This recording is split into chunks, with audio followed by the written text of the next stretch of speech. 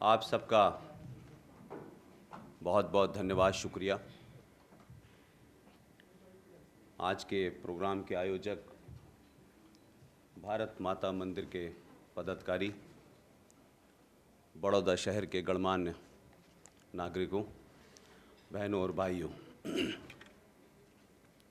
मुझे तीसरा दिन है बड़ौदा में आए हुए, लेकिन मैं अभी तक जो है मुख्य अतिथि बना हुआ हूँ। एक ही दिन रह सकता है मुख्य अतिथि, 3 दिन तक नहीं रह सकता सर। इसलिए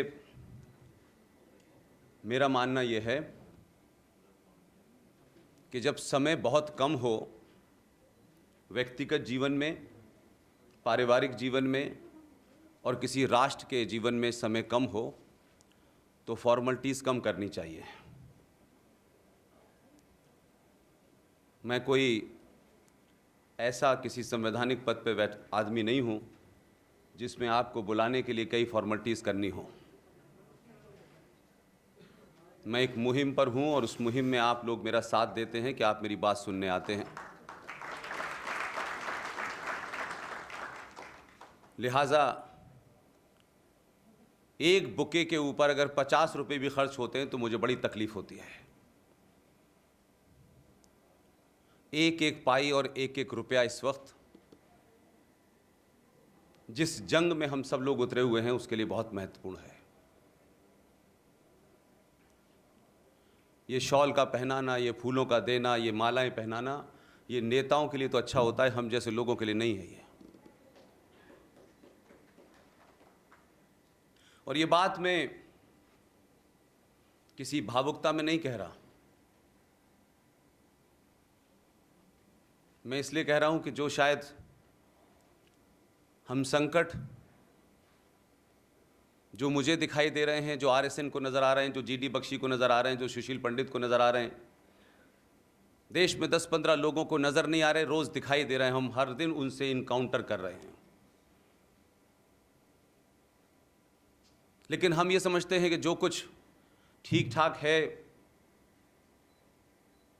हमारा घर, हमारा शहर, यहाँ कोई संकट नहीं है, तो लेकिन यहाँ कल संकट नहीं होगा, ये भी हम मान के चलते हैं। दुनिया में 70 सालों में जो सफ़र हमने तय किया है, एक देश के रूप में और एक राष्ट्र के रूप में, हम दोनों ही रूप में विफल रहे हैं।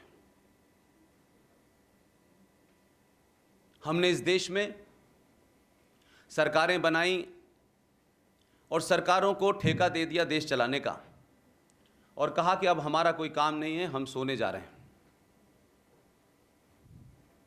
और एक राष्ट्र के रूप में, एक समाज के रूप में हम लोग एक भीड़ तंत्र से ज़्यादा कुछ भी नहीं है। और जब इस मानसिकता में आप आ जाएं तो समझ लीजिए कि देश और राष्ट्र दोनों खतरे में हैं। और मैं कभी किसी उस खतरे के बारे में बात नहीं करता जो राजनीतिक दल आपको बताते हैं कि देश खतरे में है, देश खतरे में है।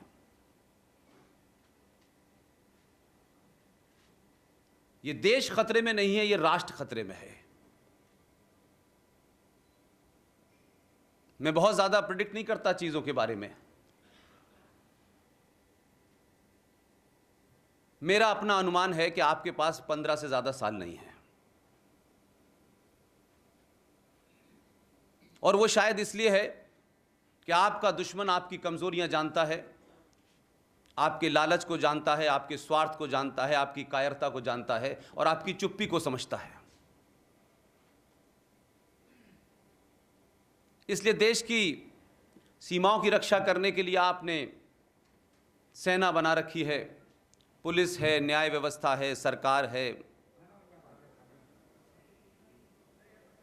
सभी जितने भी अंग हैं ये देश को बचाने के लिए हैं।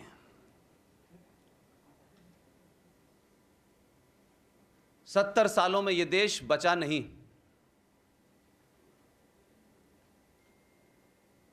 हम 78 करोड़ हैं, हम 100 करोड़ हैं। ऐसी गलतफहमी 1935 में लाहौर में भी थी, कराची में भी थी, पेशावर में भी थी, ईस्ट पाकिस्तान में भी थी। उस वक्त भी बहुत सारे लोग ऐसी ही बातें करते थे, शायद मुझे ऐसा लगता है, तो तब लोग उनका मजाक उड़ाते थे। लोगों को लगता है आप क्या बात कर रहे हैं, हम तो सदियों से हैं।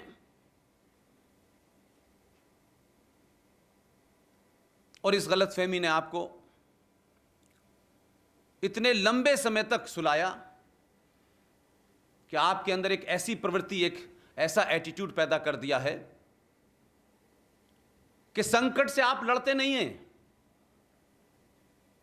संकट को किस तरह टाला जाए इसकी भी कोशिश नहीं करते, आंख बंद करके कोशिश करते हैं संकट अपने आप चला जाए। कभी होता नहीं दुनिया में। कोई दुनिया का देश ऐसा नहीं है जिसने उसने बाहरी चुनौतियों और अंदरूनी चुनौतियों से ना लड़ा हो।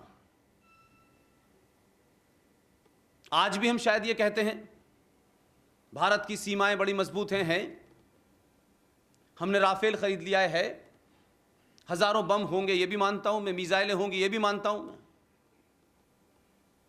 लेकिन हमारे ही दौर में, इसी जनरेशन के सामने दुनिया का सबसे ताकतवर देश था यूएसएसआर। बहुत ताकतवर था, बड़े सारे बम, बड़ी सारी मिसाइलें थी। जितने भी बाहरी खतरे थे उससे लड़ने में वो संपन्न था। लेकिन यकायक ऐसा क्या हुआ कि वो 24 टुकड़ों में बट गया। न मिसाइल बचा पाई, न हथियार बचा पाए, न सेना बचा पाई।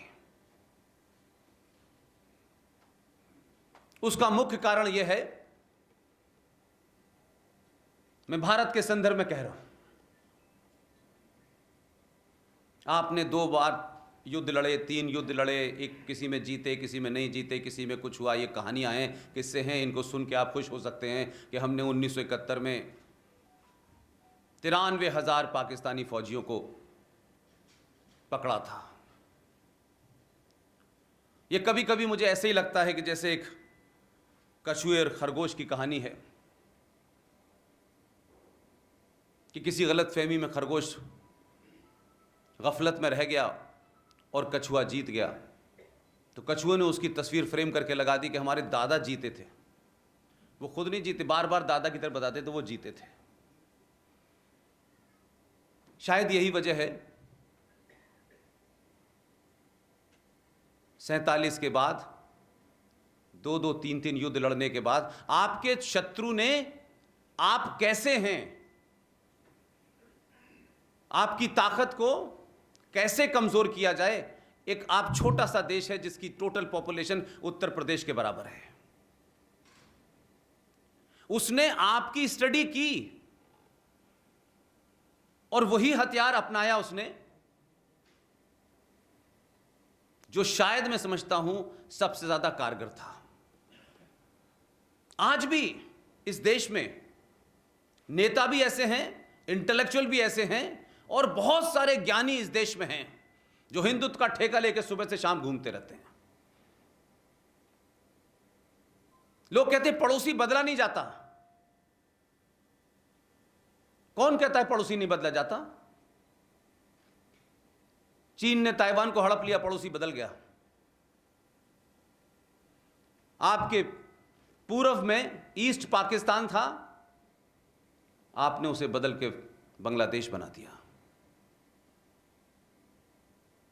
ये सब बातें लफ्फाजी की बहुत अच्छी लगती हैं नेताओं से।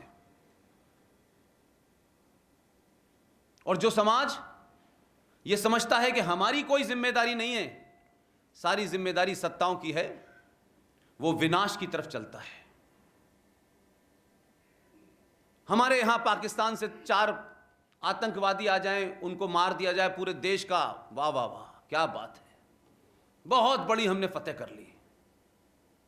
एक मुल्क जिसकी टोटल पॉपुलेशन उत्तर प्रदेश के बराबर है, उस मुल्क के 4 आतंकवादी आज यहां मार दिए, 2 वहां मार दिए, 3 वहां मार दिए, हम इसमें खुश हैं। 150 करोड़ की आबादी है हमारी,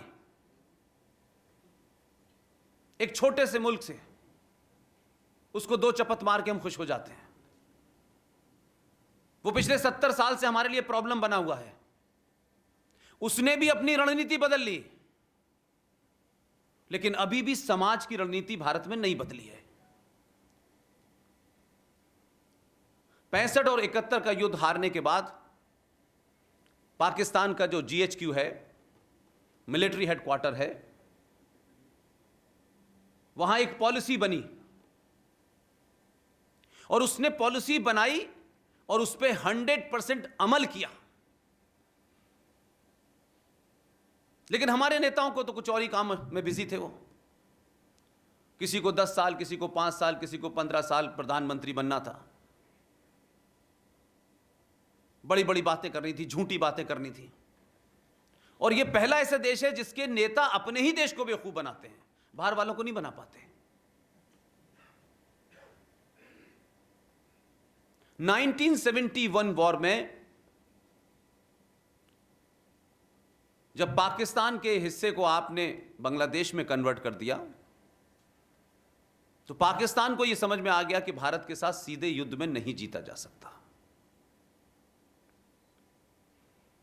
तो जो उनकी पॉलिसी प्लानिंग के लोग थे इस्लामाबाद में, उन्होंने उस दिन से तय किया कि हम भारत से सीधे लड़ाई करेंगे नहीं और लो कॉस्ट वॉर करेंगे, जिसमें इन्वेस्टमेंट बहुत कम होगा, गेन ज्यादा होगा। और उस डॉक्ट्रिन का नाम रखा ब्लीड इंडिया विथ 1000 कट्स।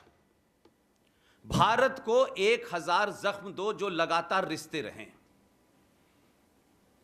और उसके तहत बिना कुछ कहे उसने अपनी फॉरेन पॉलिसी का हिस्सा बनाया कि 4 आतंकवादियों को ट्रेन करो, भूखे नंगे मुसलमान जो पाकिस्तान में जिनके घरों में रोटी नहीं है उनके बच्चों को जिहाद समझाओ, 72 हूरों का ख्वाब दिखाओ, और जो सूरा नंबर 9 आयत नंबर 5 में लिखा है उसे रटाओ सुबह से शाम तक कि काफिर का कत्ल वाजिब है, उसका कत्ल करने के लिए तुम्हें कुछ भी करना पड़े, वो अल्लाह की राह में है। वो गरीब घर के बच्चे आपके यहां आए और आपके पूरे देश में कहीं कोयंबटूर में बम फट रहा है, कहीं बनारस में बम फट रहा है, कहीं दिल्ली में बम फट रहा है, और यह सिलसिला चला 10-15 साल तक। वो बम फोड़ते थे, हम ये कहते थे ISI का हाथ है, फिर आगे बढ़ जाते थे। फिर कुछ मरहम पट्टी हुई, फिर कुछ दिन के बाद कुछ हो गया, फिर कुछ दिन के बाद कुछ हो गया, लगातार ये स्थिति रही। लेकिन हमारे समाज ने कैसे रेस्पोंड करना चाहिए ताकि सरकारों पे दबाव बने, इसकी चिंता नहीं थी। क्योंकि हम तो कहते थे कि डिफेंस मिनिस्ट्री है ना इस काम के लिए। तो कोयंबटूर में बम रखने वाला कोई पाकिस्तानी था क्या? दिल्ली हाई कोर्ट के बाहर बम रखने वाला पाकिस्तानी था क्या? सोहराबुद्दीन पाकिस्तान से आया था, इशरत जहां पाकिस्तान से आए थे क्या? उन्होंने आप ही के देश के लोगों का इस्तेमाल किया, मरने वाला भी आपका, मारने वाला भी आपका, असला भी आपका, और पूरे देश की माइट को हिलाया। एक गरीब घर का लड़का जो किसी गांव में रहता था, मैं बात के उसके घर तक गया देखने कहां रहता है वो, उसको भेज दिया तैयार करके, और आपके देश के अपने दलाल नेताओं, सत्ता पर बैठे चाटुकारों ने उस पूरे हमले को अंजाम दिया, क्योंकि आपको अपने देश में सत्ता पे काबिज होना था। 55,000 करोड़ एक दिन का नुकसान बॉम्बे में हुआ जब 26/11 हुआ।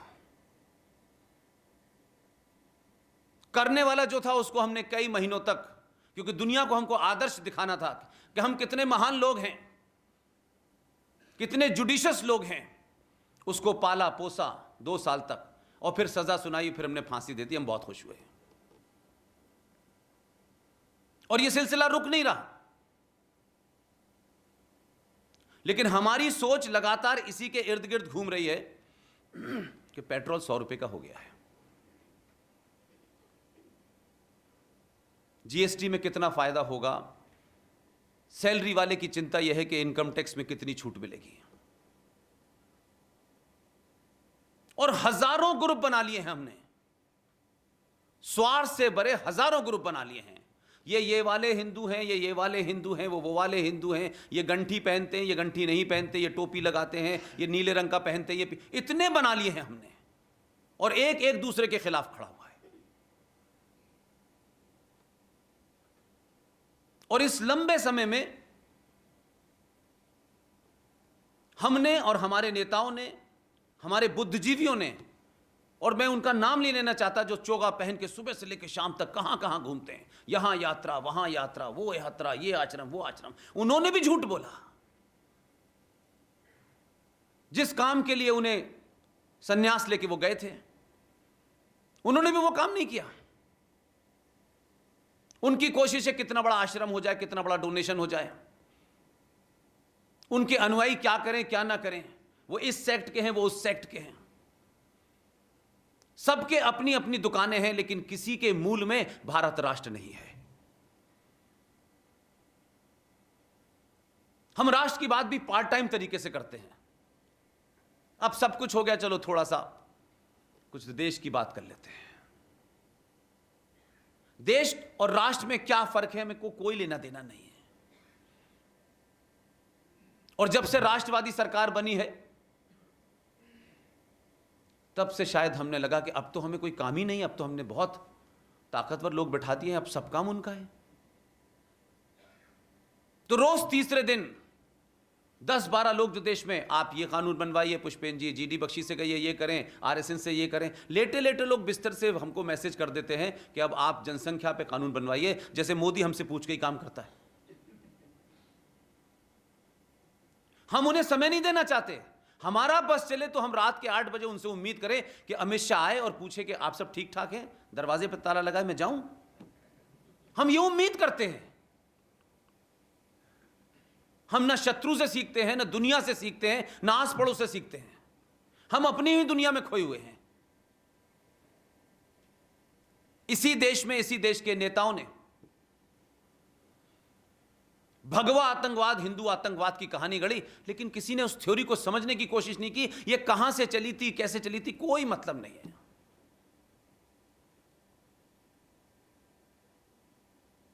एक महिला को कैसे किसी सरकार ने अपने पॉलिटिकल एजेंडे के तहत फंसाया और उसको हिंदू आतंकवादी बना करके उसका टॉर्चर किया।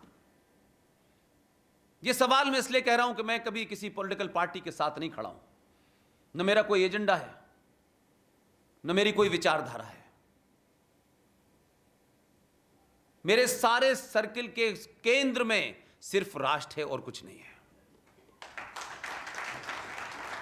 इसलिए मैं ये नहीं पूछता किसी से कि बड़ौदा में किसने बुलाया है, अहमदाबाद में किसने बुलाया है। किसी ने भी बुलाया हो, प्रोग्राम 5 स्टार में हो, सड़क के किनारे हो, मैदान पे हो, पुलिया पे हो, मुझे अपनी बात आप तक पहुंचानी है। इसलिए मैं किसी भी जगह जाने से ना नहीं करता हूं। मैंने कभी किसी से कोई शर्त नहीं रखी, कोई सवाल नहीं खड़ा किया। मैंने अपनी भूमिका खुद चुनी, एहसान नहीं किया किसी के ऊपर। आरएसएन, जीडी बख्शी, इन सब ने अपनी भूमिका खुद ही चुन ली है। और एक बात बता दो, इनमें से कोई किसी सत्ता के साथ कभी ना मिला, ना जाता चाहता, ना उनका कोई ऐसा ख्याल है कि हमसे कोई मिले। लेकिन आपका मतलब सिर्फ आप लोग नहीं। अपनी अपनी भूमिका को चुनिए, अपने अपने दायित्व को निभाइए, अपने सामर्थ्य के हिसाब से वो काम कीजिए जो आप कर सकते हैं। इसलिए आपके सामने जो चुनौतियां हैं, मुझे नहीं पता कि आप उन्हें चुनौतियां मानते भी हैं कि नहीं मानते हैं। कभी वो आपके अंदर कोई टेंशन पैदा भी करते हैं कि नहीं करते हैं। और अगर करते हैं तो नींद कैसे आती है? मुझे तो आती नहीं भाई। मैं तो 2-2 बजे तक चीजें तैयार करता रहता हूं। जो कुछ आपके सामने घट रहा है आप उस पर भी नहीं बोलते भाई। आपस में तो चर्चा करें। अगर पड़ोस में कोई आ गया है और वो रह रहा है तो ये तो पूछे ये आदमी कहां से आया, कैसे रह रहा है भाई। ये भी चाहते हैं आपके लोकल पुलिस स्टेशन का आदमी आए, वो पूछे कि ये कहां से। आप नहीं पूछेंगे, आपके यहां चोरी हो जाएगी, आप एसएचओ को रिपोर्ट लिखा देंगे, बस खत्म कहानी। ये मैं नहीं कह रहा, भारत की सुप्रीम कोर्ट का कहना है कि भारत में 5,500 करोड़ इल्लीगल इस देश में लोग रह रहे हैं।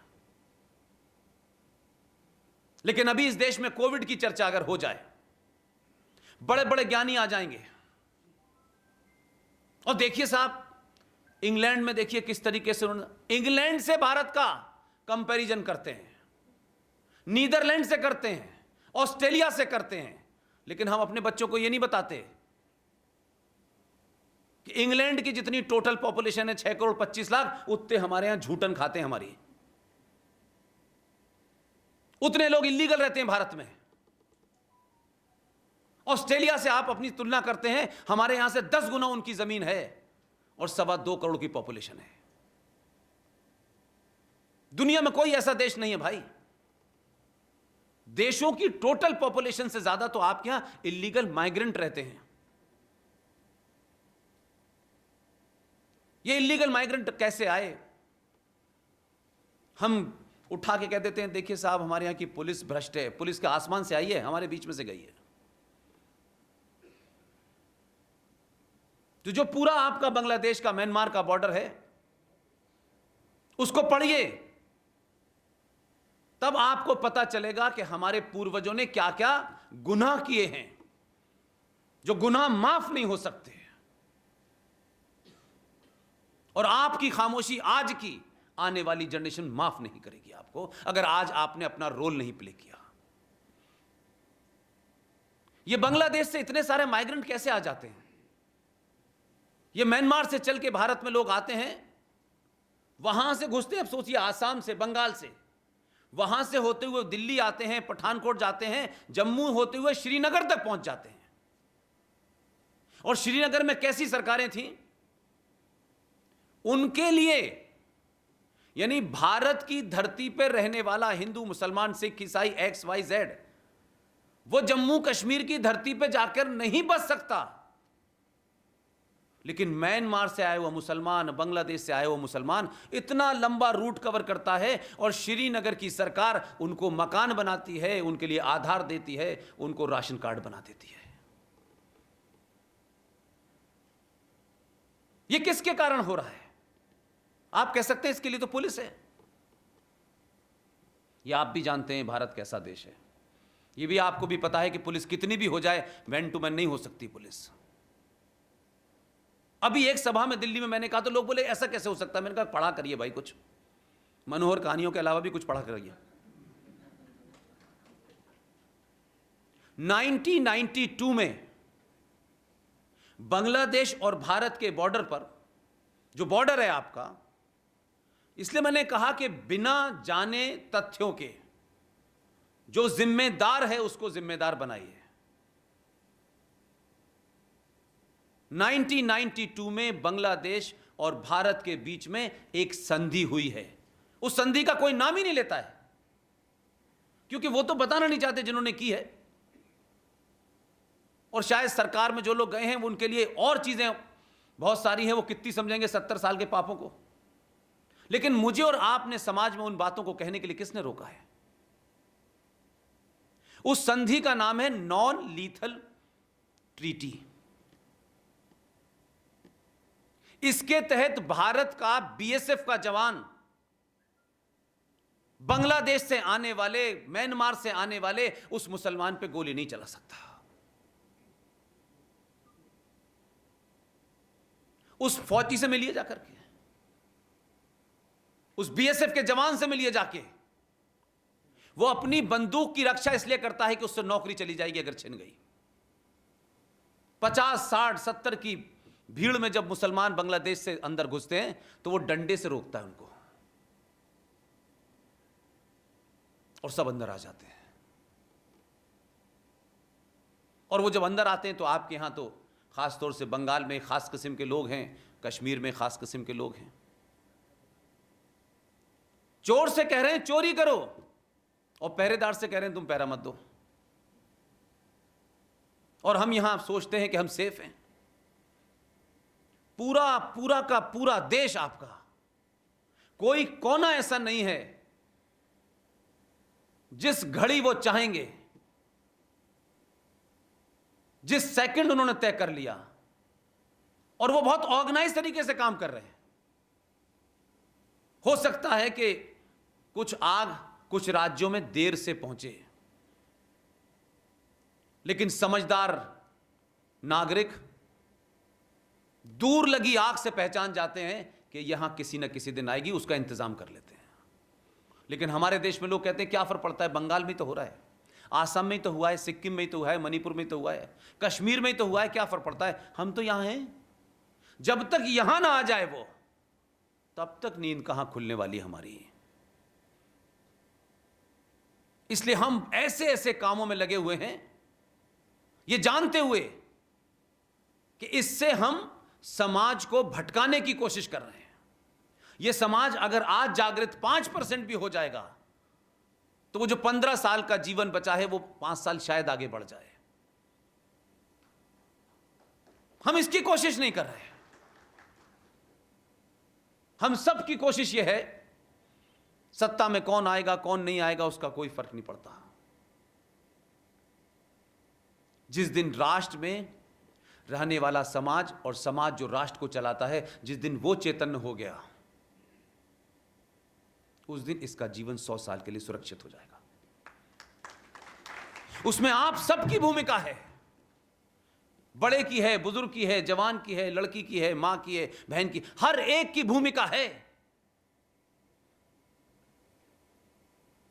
लेकिन हम अपनी भूमिका तय नहीं करते, दूसरों की भूमिका तय करते हैं। अमित शाह को ये करना चाहिए, मोदी को ये करना चाहिए, योगी को ये करना चाहिए, अब मोदी बुढ़ा हो रहा है, अब योगी को आना। हम यहां बैठे बैठे सरकार बनाते रहते हैं, जैसे हम लूडो खेलते हैं।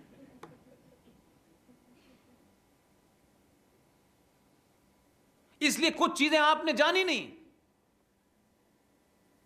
गुजरात के लोग वाइब्रेंट हैं, और सार्वजनिक मंच से कहता हूं बार बार, और शायद आपसे ज्यादा मेरी अपेक्षा है।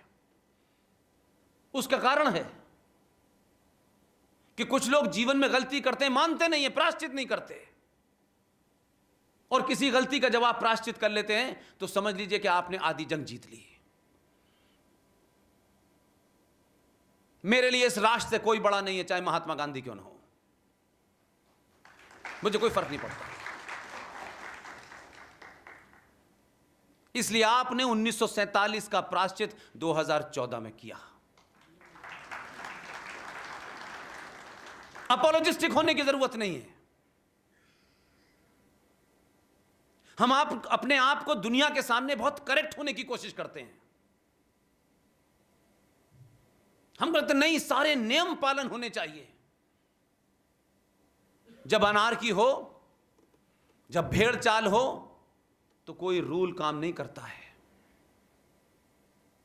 आप युद्ध कैसे जीते यह महत्वपूर्ण होता है।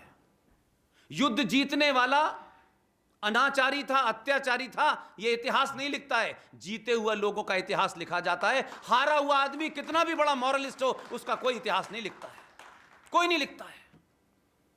आप कहेंगे आने वाली नस्लें विवेचना करेंगी, उनके विवेचना करने का क्या फर्क पड़ता है कि आप आज भी दिल्ली के अंदर जिनको आप आताताई कहते हैं, जिन्होंने सोमनाथ का मंदिर तोड़ा, जिन्होंने काशी तोड़ी, मथुरा तोड़ा, अयोध्या तोड़ा, उनके नाम से दिल्ली के अंदर सड़कें हैं, क्योंकि वही जीते हुए योद्धा हैं। उन्होंने कैसा अच्छे तरीके से जीता, झूठ बोल के जीता, यह महत्व नहीं होता, इसका कोई मतलब नहीं है। लेकिन हमें बहुत ज्यादा पॉलिटिकली करेक्ट देने की बीमारी है। इसलिए मैं पॉलिटिकली करेक्ट होने ही नहीं चाहता। आई एम नॉट इंटरेस्टेड यार कि आप मुझे कहें कि साहब पुष्पेन जी ने ये बात बड़ी थोड़ा सा वैसे कही है। मैं ऐसे ही कहूंगा, क्योंकि मैं एक ऐसी सोच, ऐसे विचार, ऐसी सिविलाइजेशन से लड़ रहा हूं जिनके सामने कोई किसी किस्म का आदर्श नहीं है। आप रहे हैं उस आदर्श में, आपके पूर्वज रहे हैं, कि सूरज डूबने के बाद सेनाएं हथियार रख देती थी, फिर एक दूसरे का मलहम भी लगाने जाती थी, क्योंकि उस समय आदर्श स्थिति थी। अब कसब जो है रात में आता है, फौज के कपड़े पहन के नहीं आता। इशरत जहां आपके बीच में से आती है। इसलिए हजारों लाखों की तादाद में, जो शायद अभी आपको दिख नहीं रहे हैं, इस देश में एक इंटेलेक्चुअल आतंकवाद पूरे क्लाइमेक्स पे है। हर दिन आप हार रहे हैं, हर दिन आप हार रहे हैं। आपके निजी जीवन में कौन दोस्त है, कौन आपके नजदीकी है, वो दोस्त उस पूरी कम्युनिटी का रिप्रेजेंटेटिव नहीं हो सकता। और हमारे यहां जो लोग थोड़े से भी एक सामान्य वर्ग से थोड़ा ऊपर उठ जाते हैं, उनके नाम के आगे थोड़ा सा कोई पद्म श्री या पद्म भूषण लग जाता है, तो फिर वो बिल्कुल भगवान हो जाते हैं। लगातार आपके सामने घटनाएं घट रही हैं, लेकिन ऐसी मैंने लोग नहीं देखे। कम से कम आपने आस पड़ोस के मुल्कों में गया, मेरा यह समझ में आया नहीं कि हम हार क्यों रहे हैं और ये जीत क्यों रहे हैं यार। हम समाप्त क्यों हो रहे हैं और ये बढ़ क्यों रहे हैं। तो हम अपना आदर्श बताने के लिए बताएंगे, देखा ये हो गया, भूखे हैं, नंगे हैं, फलाना है, ढिमाका है। पाकिस्तान में कोई यतीम खाना नहीं मिला मुझे, भूखे नंगे बच्चे नहीं मिले मुझे। उस समाज ने उनका भी इंतजाम करा हुआ है। वो गलत है, सही है, यह एक अलग इशू है। 100 करोड़ हिंदुओं का देश है, अमीर एक से एक बड़े बड़े धनाढ़ लोग इसमें पड़े हुए हैं, लेकिन उसके बावजूद भी सबसे ज्यादा सनातनियों के बच्चे सड़कों पे, शिक्षा से महरूम, बेरोजगारी में, सब में सबसे आगे हैं। क्योंकि तो सरकार का काम है नौकरी देना। यह हमने नहीं बताया कि सरकार की पूरे देश में अगर सरकारी नौकरी दे भी दे, 100% भी दे दे, तो भी 3 से 3.5 करोड़ से लोग ज्यादा सरकारी नौकरी में नहीं है। और हमने उसके ऑल्टरनेट नहीं ढूंढे कि इसके ऑल्टरनेट क्या हैं। अब हमने एक नया ऑल्टरनेट ढूंढ लिया, क्योंकि उसमें हमारी भूमिका नहीं है। क्योंकि हम अपनी भूमिका तय करेंगे तो यार हमें आराम दे, अपना खलल पड़ेगा उसमें। शाम की किट्टी पार्टी मिस करनी पड़ेगी हमको। खामखा 2 लोगों के सामने हम ऐसी भाषा में बात करेंगे तो कोई इधर मुंह बना के चला जाएगा, कोई उधर मुंह चला जाएगा कि शर्मा जी की बीवी ऐसे बात करती हैं, वो तो बड़ी कट्टर हैं, वो बड़े बड़े एक्सट्रीमिस्ट हैं, ये तो हिंदूवादी हैं। हम इन शब्दों से डरते हैं, इसलिए किसी बात को कहते नहीं हैं।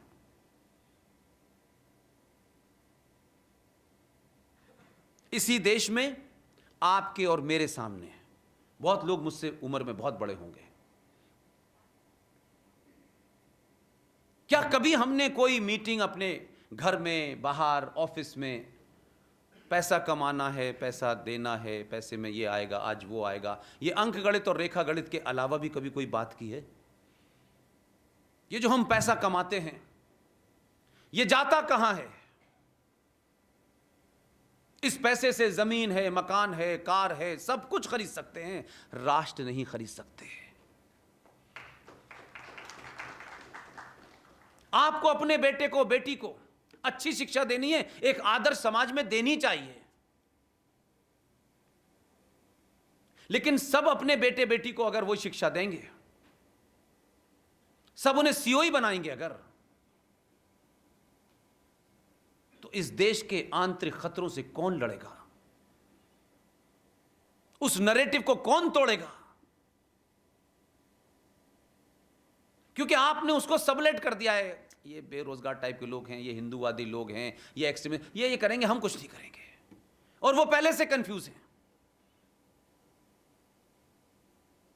इसलिए एक राष्ट्र के रूप में एक करोड़पति, एक अमीरपति, एक सड़क पर चलने वाला जब तक एक लाइन में नहीं सोचेगा, लड़ाई नहीं जीत सकते। हर दिन ये लड़ाई आपकी तरफ बढ़ रही है। आप उससे समझौते करने के रास्ते निकाल रहे हो, और इसलिए कि आप स्वार्थी हैं, हम लालची हैं, हम कायर हैं, उसको छुपाने के लिए हम आदर्शवाद की एक चादर ओढ़ लेते हैं।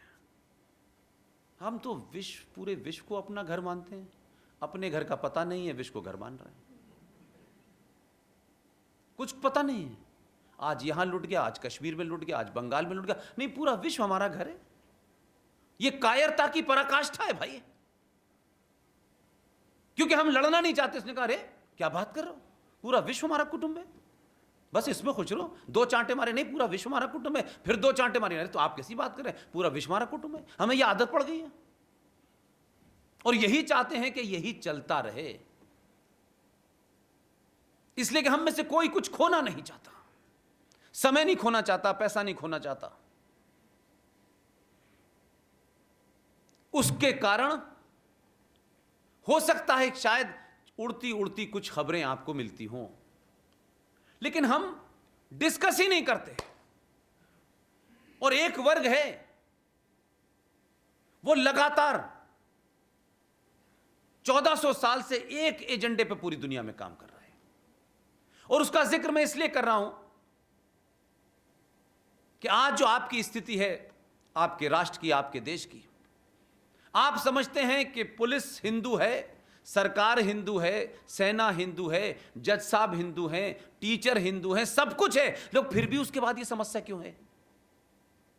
क्योंकि हम सब लोग अपना टाइम पूरा कर रहे हैं। अध्यापक जी ने किताब निकाली, पढ़ा दी, थैंक यू वेरी मच, उनको पद्मश्री मिल गया तो फिर क्या बात है, फिर तो कुछ और ही बात हो गई। कोई सक्सेसफुल बिजनेसमैन है, वो भी ठीक है। 47 में बहुत सारे लोग नहीं थे, मैं भी नहीं था। 47 की कहानी किसने क्या सुनाई, मैं उसको थोड़ी देर के लिए भूल जाना चाहता हूं। कल 14 अगस्त है, क्या खास बात है 14 अगस्त की? पाकिस्तान बना था 14 अगस्त को 47 में। अगर आपको 14 अगस्त 1946 याद होती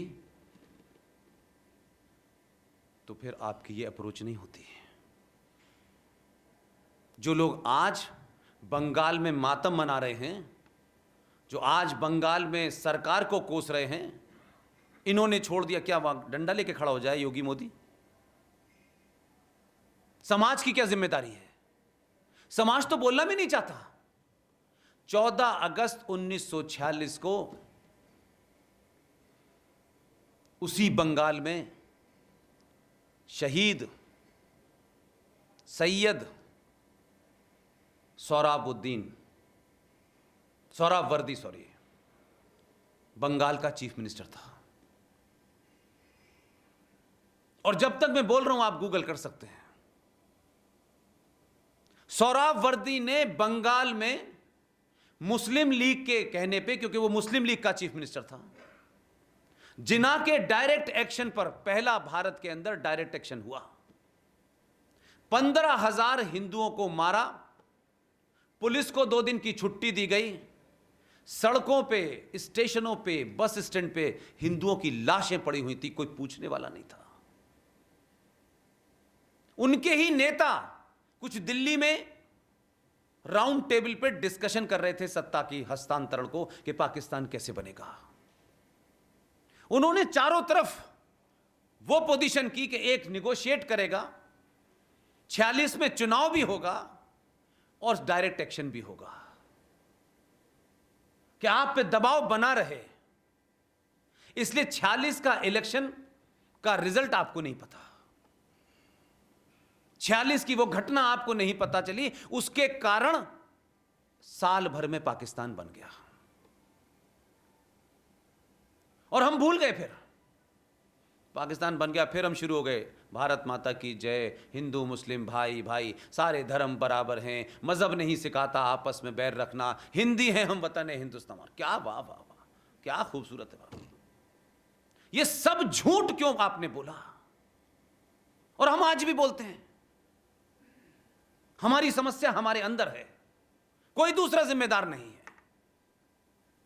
अगर आपको नहीं भी बताया था तो आज दुनिया में बड़े सारे लोग आपको बता रहे हैं, और इस संचार क्रांति ने आपके अंदर बहुत सारी चीजें ऐसी पहुंचा दी हैं जो आज से 20 साल पहले मुमकिन नहीं थी। इसलिए राष्ट्र क्या है, देश क्या है, हमें नहीं पता। धर्म क्या है, मजहब क्या है, हमें नहीं पता। इसलिए हमारा यूथ इंटेलेक्चुअली विरोधियों को काउंटर नहीं कर पाता। इसमें कोई हिंदू मुस्लिम की बात नहीं है। इसमें इस बात का ज्यादा जिक्र है कि आपके दुश्मन ने नैरेटिव बनाए, 21 लाख लोगों की लाशों पे यह देश बटा, भारत बना, और हम 47 के बाद से हमने एक झूठा और मक्कारी का नारा लगाया, सारे धर्म बराबर हैं। इस बात में कुछ गलत बात नजर आती है आपको? सारे धर्म बराबर हैं जैसी बात में कोई गलत या अच्छी बात नजर आती है आपको? यही मेरी चिंता है, आपकी खामोशी। अगर बीमारी का इलाज और बीमारी नहीं पता होगी तो इलाज कभी डॉक्टर नहीं कर सकता, आप भी नहीं कर सकते। सारे धर्म बराबर हैं मतलब सारे धर्म बराबर है, क्या मतलब होता है? धर्म तो एक ही है, तो बराबर किससे होगा?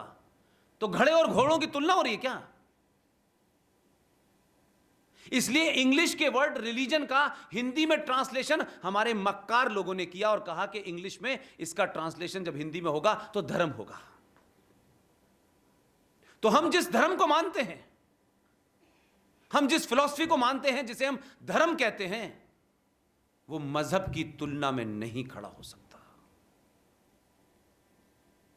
मजहब क्या है? मजहब कोई पैदा होता है, उसके पैदा होने की भी डेट है, उसका एक कोई पैगंबर होता है, उसकी भी डेट है, उसका भी कोई नाम है, उसके भी पैदा होने और मरने की डेट है। जिस सनातन को आप मानते हैं वो कब पैदा हुआ, उसका कौन पैगंबर है, बता सकते हैं क्या? तो तुलना आप किसकी कर रहे हैं?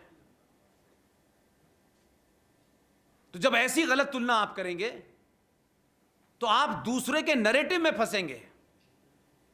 इसलिए लूट पाट, मर्डर, रेप और लूट में सामान लूटने के साथ अगर औरतें भी लूटी गई हैं तो माले गनीमत के नाम पे उनका बराबर का हिस्सा भी आप करते हैं, तो कहते हैं सारे धर्म बराबर हैं। तो आप बिल्कुल वैसे ही है जैसे नाली की तुलना आप समुंदर से करने लगे। लेकिन हम कर रहे हैं। मजहब नहीं सिखाता आपस में बैर रखना। ये कितना खूबसूरत शेर है। शेर देने वाले भी चले गए पड़ोस में, हमें दे गए कि आप गाइए इसको, आप गाइए। वो नहीं गा रहा। मजहब नहीं सिखाता आपस में बैर रखना, हिंदी है हम, वतन है हिंदुस्तान हमारा। यह मजहबी है जो आपस में बैर रखना सिखाता है। और हमारा कोई मजहब नहीं है। हिंदुस्तान के 100 करोड़ लोगों का कोई मजहब वजहब नहीं है भाई। हम सनातन के मानने वाले हैं और सनातन शुद्ध रूप से साइंस है। कोई कंफ्यूजन नहीं है मुझे। इसलिए हमारे यहां अंतिम संस्कार के बाद भी हम यही कहते हैं कि वो उनकी मौत हो गई और हमने उनको पंचतत्व में विलीन कर दिया। वही 5 तत्व जिससे पूरा जिस्म, जिससे सांस चलती है, जिससे जिस्म बनता है, सब कुछ वही होता है, उसी में हम विलीन कर देते हैं। हम उन्हीं 5 चीजों की पूजा करते हैं। इसीलिए सूर्य की पूजा करते हैं, इसीलिए पीपल की पूजा करते हैं, इसीलिए गंगा की पूजा करते हैं, इसीलिए सुबह उठ के धरती को सर से लगाते हैं कि यही 5 चीजों से हमारा शरीर बना है। इसी में हम समाप्त हो जाते हैं। हम उसकी पूजा नहीं करते, हम उसको थैंक्स करते हैं। सुबह उठ के सूर्य देवता को नमस्कार करना, थैंक्स करना है कि उसने हमें एनर्जी दी जिसकी वजह से हमारा शरीर चलता है। हमारी फिलॉसफी को लोगों ने सही तरह समझाया नहीं। छिछले टाइप के लोग, गेरुए वस्त्र पहन लेने से कोई ज्ञानी नहीं हो जाता। हमारी फिलॉसफी में आज भी, मेरा जन्म कहां हुआ है आप सबको पता होगा, 40,000 के बीच में अकेला परिवार था, मेरे तो घर के बराबर मस्जिद थी। मैं जिन मौलाना साहब की डंडी से मैंने कुरान पढ़ा, अजान दी, नमाज पढ़ी। मैं तो हिंदू को जानते ही नहीं, क्या होता है ये हिंदू यार, कौन होते हैं, कैसे होते हैं। जो काम जिसको करना चाहिए था वो करने नहीं चाहता। लिहाजा आज भी मैं ये मानता हूं कि जब आप जाग जाएं, मान लीजिए तभी सवेरा है। जितनी भी नदियां हैं हमारे देश में, हर नदी के साथ मां शब्द क्यों जुड़ा है? गंगा मां, सरस्वती मां, फलानी मां, हर नदी के साथ क्यों जुड़ा हुआ है? कभी इसको विचार किया है आपने? आप आम के पेड़ की पूजा क्यों नहीं करते? नीम की पूजा क्यों नहीं करते? आप पीपल की पूजा क्यों करते हैं? और इस पूजा का जो नैरेटिव बनाया आपने, वो इतना खतरनाक बनाया है कि जब आप किसी भोले भाले बच्चे को समझाएं तो उसकी भाषा में समझाएं। आज के यूथ को जिस भाषा में समझाना चाहिए था आपने नहीं समझाया, इसलिए आपका यूथ ये कहता है और आप ये कहते हैं आज हमारी बच्चे हमारी बात ही नहीं सुनते हैं, वो पूजा में ही नहीं बैठते, उनको पूजा का शौक ही नहीं है। आपने पूजा करने की बात उससे कही कब? और पूजा का मतलब समझाया क्या आपने? आपको खुद पता नहीं, आप बच्चों को क्या बताएंगे? इसलिए उन बच्चों को इसलिए तकलीफ होती है कि वो जो उनकी भाषा है, जो कम्युनिकेशन की आपकी स्किल होनी चाहिए, उनके साथ कम्युनिकेट ही नहीं करते आप। इसलिए समस्या खड़ी होती जा रही है।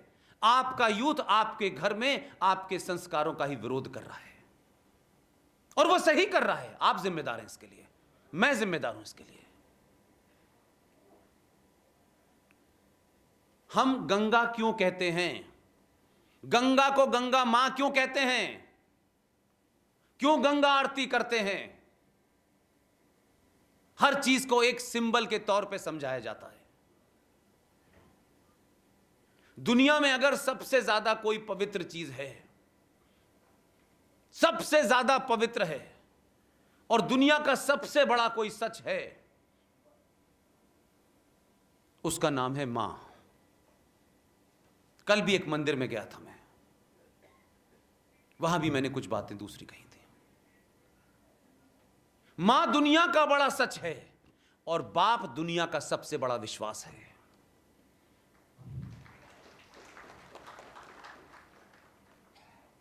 जिस मां ने मुझे 9 महीने अपने पेट में रखा है ना, उसने मुझे जन्म दिया है, इसमें कोई डिबेट नहीं हो सकती। और वही मां, मैं जब तक थोड़ा समझदार होता हूं, जिसकी तरफ इशारा करके कह देती है ये तुम्हारा बाप है, आता जिंदगी हम उससे प्रमाण पत्र नहीं मांगते, मान लेते ये बाप है हमारा। मां से ज्यादा पवित्र कोई हो ही नहीं सकता। तो हमने मां को जोड़ा गंगा मां से, क्योंकि गंगा ही आपको पीने का पानी देती है, समुद्र नहीं देता है। उसमें मैसेज था कि जितनी मां को तुम पवित्र समझते हो, जितनी मां तुम्हारी पवित्र है, उतना ही पवित्र तुम्हें इस गंगा को भी रखना है। मैसेज है उसके अंदर। लेकिन हमने क्या किया? मैसेज को छोड़ दिया। गंगा मां में 75 लड्डू, 40 अगरबत्ती, गंगा मां की जय, धड़ाधड़ सुबह से शाम। उसकी पूजा नहीं करनी थी, आरती नहीं उतारनी थी, आपके मन में यह भाव लाना था, इसकी पवित्रता को बनाए रखना तुम्हारी जिम्मेदारी है, क्योंकि यह जीवन देती है।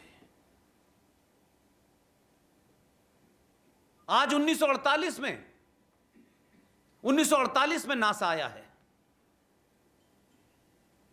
आप सब लोग मुझसे बहुत उम्र में होंगे, दादी नानी वाली उम्र के भी लोग होंगे। नासा आया नहीं था जब तक 1948 में, उससे पहले कुंभ नहीं लग रहा था। सूर्य ग्रहण नहीं पड़ रहा था, चंद्र ग्रहण नहीं पड़ रहा था क्या? और नासा नहीं था तो हमें कैसे पता था? लेकिन हमें हमारे पूर्वजों ने हमारी पूरी एजुकेशन को, पूरी साइंस को इतना सस्ते में बेचा है कि उसकी समझ, उसके बारे में क्या कहा जाए। आज हम बताते हैं नासा ने कहा है सोलर एक्लिप्स पड़ेगा, अच्छा लगता है सुनने में, बड़ा अच्छा लगता है। अरे नासा नहीं था भाई 1948 से पहले। जिस नानी दादी ने शायद 5वीं क्लास भी नहीं गई होगी, वो सुबह बता देती थी कि आज चांद ग्रहण है, बहू खाना मत बनाना, खाना बना के मत रखना, इतने बजे से इतने बजे तक खाना नहीं खाना है, खाना उसके बाद खाना है। उसको पता था। हमारी फिलॉसफी ओरल थी, ट्रांसफर होती थी, लिहाजा हमने उसको कहा यार क्या बैकवर्ड।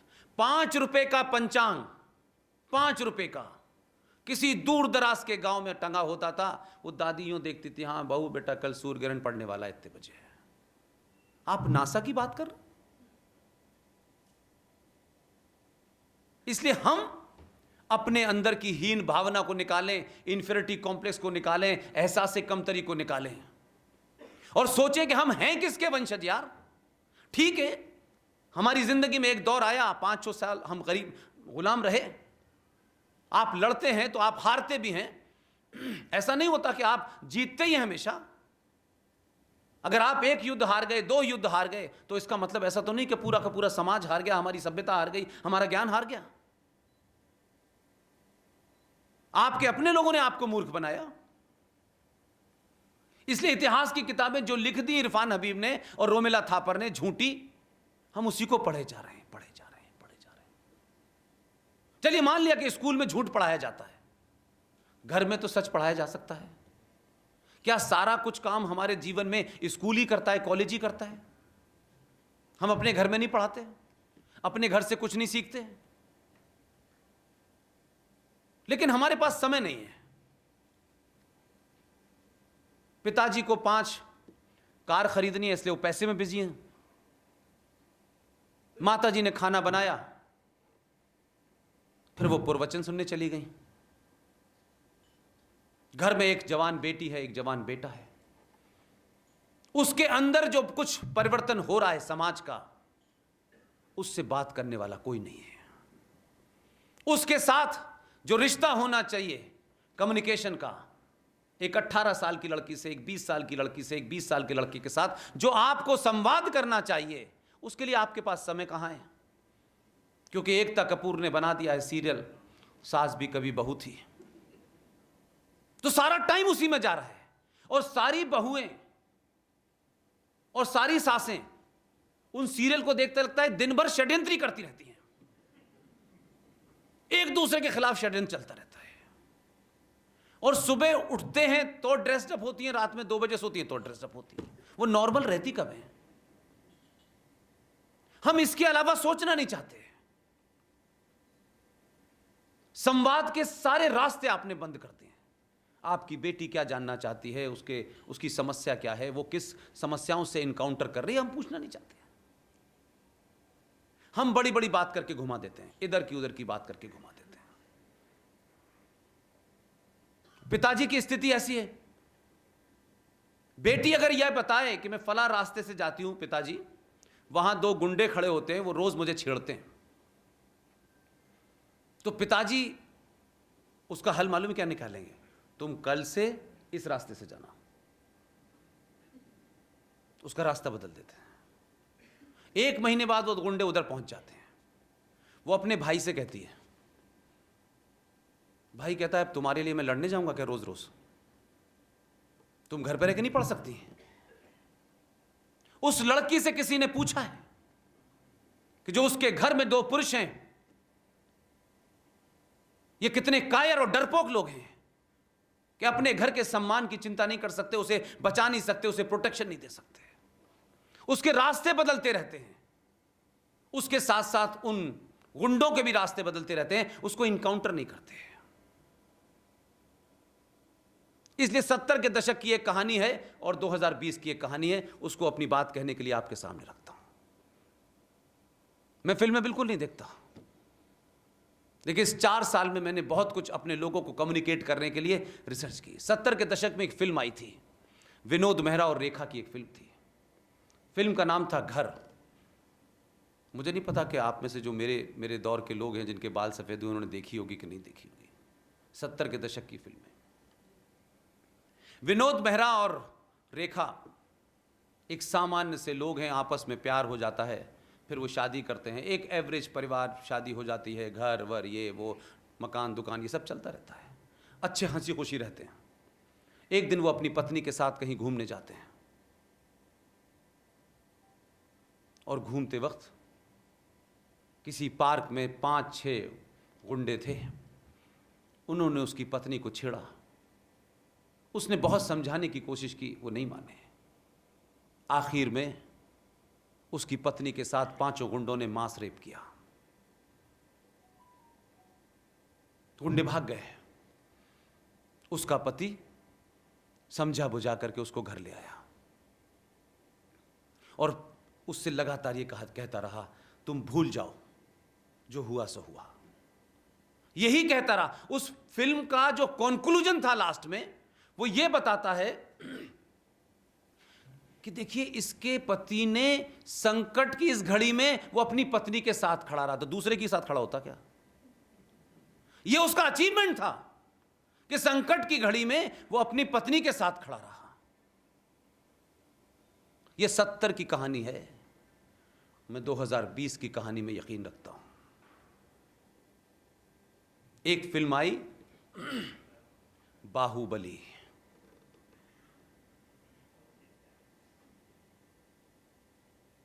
एक मक्कार लालची राजा का कायर सेनापति, उस राज्य में दर्शनों के लिए लाइन लगा के महिलाएं जब दर्शन के लिए ऊपर जाती थीं, उस राजा का कायर सेनापति उन महिलाओं को छेड़ता था, हाथ लगाता था। उसमें एक महिला लाइन में लगी हुई थी। जब वो ऊपर गई और जब उसने उसके कपड़ों में हाथ डालने की कोशिश की, उसने अपना छुरी निकाली और उसकी उंगली काट दी। बात खत्म हो गई। शाम में सभा बैठी। सभा में सब कुछ बताया। उस कायर राजा के कायर सेनापति ने पूरी कहानी सुनाई। ये था, ये था, ये था, ये था। उसका पति आया। उसने जानता था कि राजा क्या करेगा, और उस राजा का सेनापति जो पुलिस है, ये क्या बताएगी।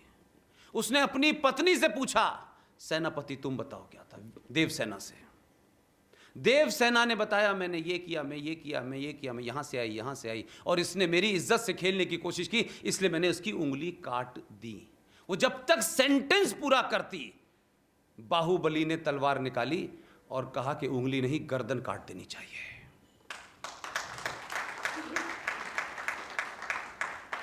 वो उस करप्ट न्याय व्यवस्था से जानता था कि उसे न्याय नहीं मिलेगा। वो जानता था कि इस न्याय व्यवस्था में भ्रष्ट लोग बैठे हुए हैं। ये जो पुलिस है, ये भ्रष्ट बैठी हुई है। ये 10 रुपए में, 100 रुपए में, 50 रुपए में बिक जाएगी। लिहाजा उस पर यकीन नहीं था। उसने उसके सम्मान को बचाया। 2020 का भारत है। आज का पुरुष, आज का पिता, आज का बेटा बाहुबली बने। और लड़कियों से मेरी गुजारिश है, बहनों से, बेटियों से मेरी गुजारिश है, आप खूबसूरती की परिभाषा तैमूर की अम्मी नहीं होती। आज के दौर में अगर खूबसूरती की कोई परिभाषा है तो देवसेना है। देवसेना बनिए, कोई नहीं बचाने आने वाला आपको। इसी देश में कई मिसालें रखी गई, हम उससे नहीं सीखना चाहते। हैदराबाद में एक पढ़ी लिखी लड़की डॉक्टर, रात में उसके स्कूटर में पंचर हो गया। वो किसी का इंतजार करती रही कि किसी तरीके से उसकी कोई मदद कर दे। 4 मनचले जिहादियों का मन आ गया। उन्होंने उसका रेप भी किया और आग लगा दी। समाज में बदलाव कैसे होता है? हमारे यहां कुछ इंटेलेक्चुअल जो कभी घर से नहीं निकलते, वो ऐसी बातों पे वो प्रतिक्रिया देते हैं, अगर उनके घर में हो जाए तो वो दुनिया में आग लगा देंगे, लेकिन पड़ोसी को ज्ञान देंगे। इतना गुस्सा था लोगों में कि वहां के पुलिस कमिश्नर ने एक फैसला लिया और चारों लड़कों को ले गया और कहा कि बताओ कहां कहां कैसे कैसे हुआ था। उनका मैं यहां खड़ा था, ये यहां खड़ी थी, वहां खड़ी थी। बोले अब भाग के दिखाओ। चारों को धड़ धड़ धड़ गोली मार दी उन्होंने। पूरे देश ने कहा यही होना चाहिए। पुलिस से तो आप कह रहे हैं ये होना चाहिए, लेकिन जो आपके बीच में बैठा है उसके मुंह पे चांटा क्यों नहीं मारते आप? उसको गाली क्यों नहीं देते आप? चिल्ला के उसको बारे में शोर क्यों नहीं मचाते? इसलिए भारत ना चाइना से हार सकता, ना पाकिस्तान 100 पैदा हो जाए उससे हार सकता है। भारत हर दिन टूट रहा है और हार रहा है अंदर के गद्दारों से। इसलिए आंतरिक चुनौतियां ज्यादा खतरनाक हैं। हम सब भाई भाई हैं, हिंदू मुस्लिम सिख ईसाई आपस में हैं भाई भाई। कब थे? कब थे? एक आध कोई दौर बताएं मुझे, कब थे? हम इसकी कीमत दे रहे हैं। 21 लाख लोग मरे, तब भी गांधी जी कहते हैं कि अहिंसा से हमें आजादी मिली, क्योंकि हमें झूठ सुनने की आदत हो गई है। ऐसे नहीं थे कि उस जमाने वीर योद्धा नहीं थे। उस जमाने भी ऐसे योद्धाओं को किस तरीके से कॉर्नर करके विलियन बनाया गया। सावरकर विलियन है, सुभाष विलियन है। बस नहीं चला, आपके आदमी पटेल को भी बनाने का बड़ा जुगाड़ था। पूरी कोशिश की गई, इतिहास ने तो यही कोशिश की। लिहाजा अपने बीच में बहादुर पैदा करिए और बहादुरों के साथ खड़े हो जाइए। जो काम जो कर सकता है, बिना बताए, बिना चिल्लाए, बिना उसका ढंडोरा पीटे। मैंने कल भी कहा, हम कैसे समाज हो गए हैं। हमें पंखा डोनेशन करते हैं, इस पे नाम लिखा राबड़ी देवी। शमशान घाट में आप वो बेंचेस लगी हुई हैं, कैसे महान लोग हैं यार। जो बेंच शमशान घाट में लगी है उसमें लिखा हुआ है ये फलाने डोनेट की है, उस पे भी वो नाम लिखाना चाहते हैं। शमशान घाट की बेंच पे भी यहां नाम लिखा लो या वहां नाम लिखा लो, तय करना है कहां नाम लिखाना है आपको। इतना चिल्ला चिल्ला के बाद हमने 50 करोड़ रुपए दिए। भाई साहब ने चुपचाप जाइए, उसको पता तक न चले कि किसने दिया, तब राष्ट्र बचेगा। आपके शहर में बहुत लोग हैं, आपके प्रोग्राम में आने की देरी का कारण है कि आपके शहर में एक लड़की रहती है, विदेश गई, पढ़ी लिखी, पिता संपन्न हैं, गुजराती हैं, यहीं बड़ौदा में रहते हैं, MBA किया, नौकरी की, फिर उसको लगा कि मेरे मतलब का ये जीवन नहीं है, वापस आ गई। पूरे गुजरात में हथेली पे अपनी जान लेके घूमती है। गाय को बचाने वाली मैं नेहा पटेल की बात कर रहा हूं। अरे सरकारें कोई अवार्ड दें न दें, आप जितनी ताली बजाएंगे उतनी दुगनी ताकत उसमें आ जाएगी। मुझे उनके घर जाना था, इसलिए नहीं जाना था। मैं जहां जहां जा रहा हूं यहां मुझे मालूम है कि किसके पास फोन जा रहा है। यह आदमी अभी यहां गया, यह आदमी यहां गया है। मैसेज देना था कि मैं यहां हूं, अगर यह है तो मेरी ताकत भी इसके साथ है। हजारों बहादुर हैं आपके अंदर, लेकिन यह मत देखिए उसका रंग क्या है, उसकी जाति क्या है, वो किस इलाके का है। जो भी इस राष्ट्र को बचाने की, इस राष्ट्र के अंदर आए हुए खोखलेपन को दूर करने की जिस तरीके से भी वो मुहिम चला रहा है, यह मत समझिए कि आप जो काम कर रहे हैं वही महान काम कर रहे हैं। अगर आपके शहर का एक फकीर सफेद कपड़ों में भास्कर साहब 14 आश्रम के अंदर 125 गरीब बच्चों को खाना खिला करके उनके कपड़ों के इंतजाम कर रहा है, उनके किताबों का इंतजाम कर रहा है, वो भी एक कंट्रीब्यूशन है।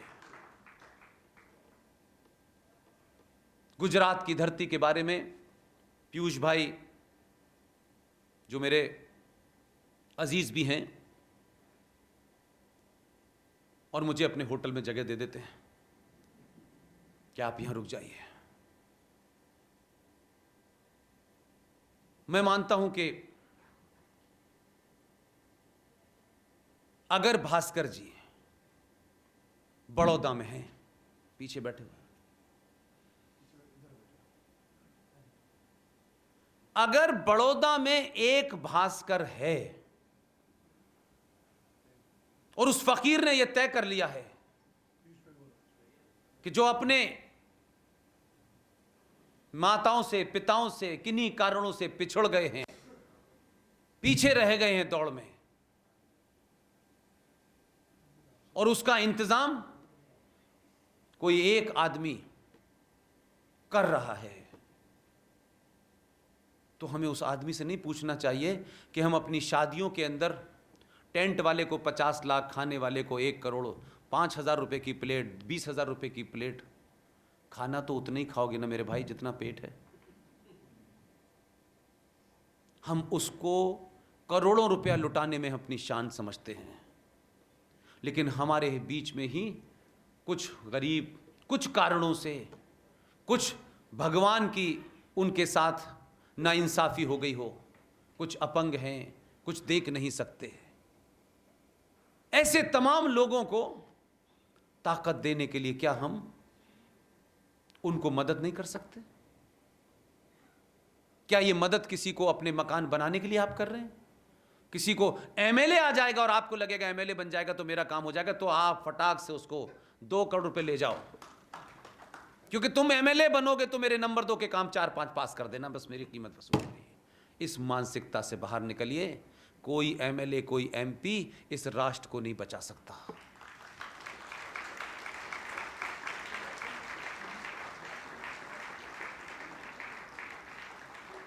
जब भी समय आया है, पूरा इतिहास उठा के देख लीजिएगा,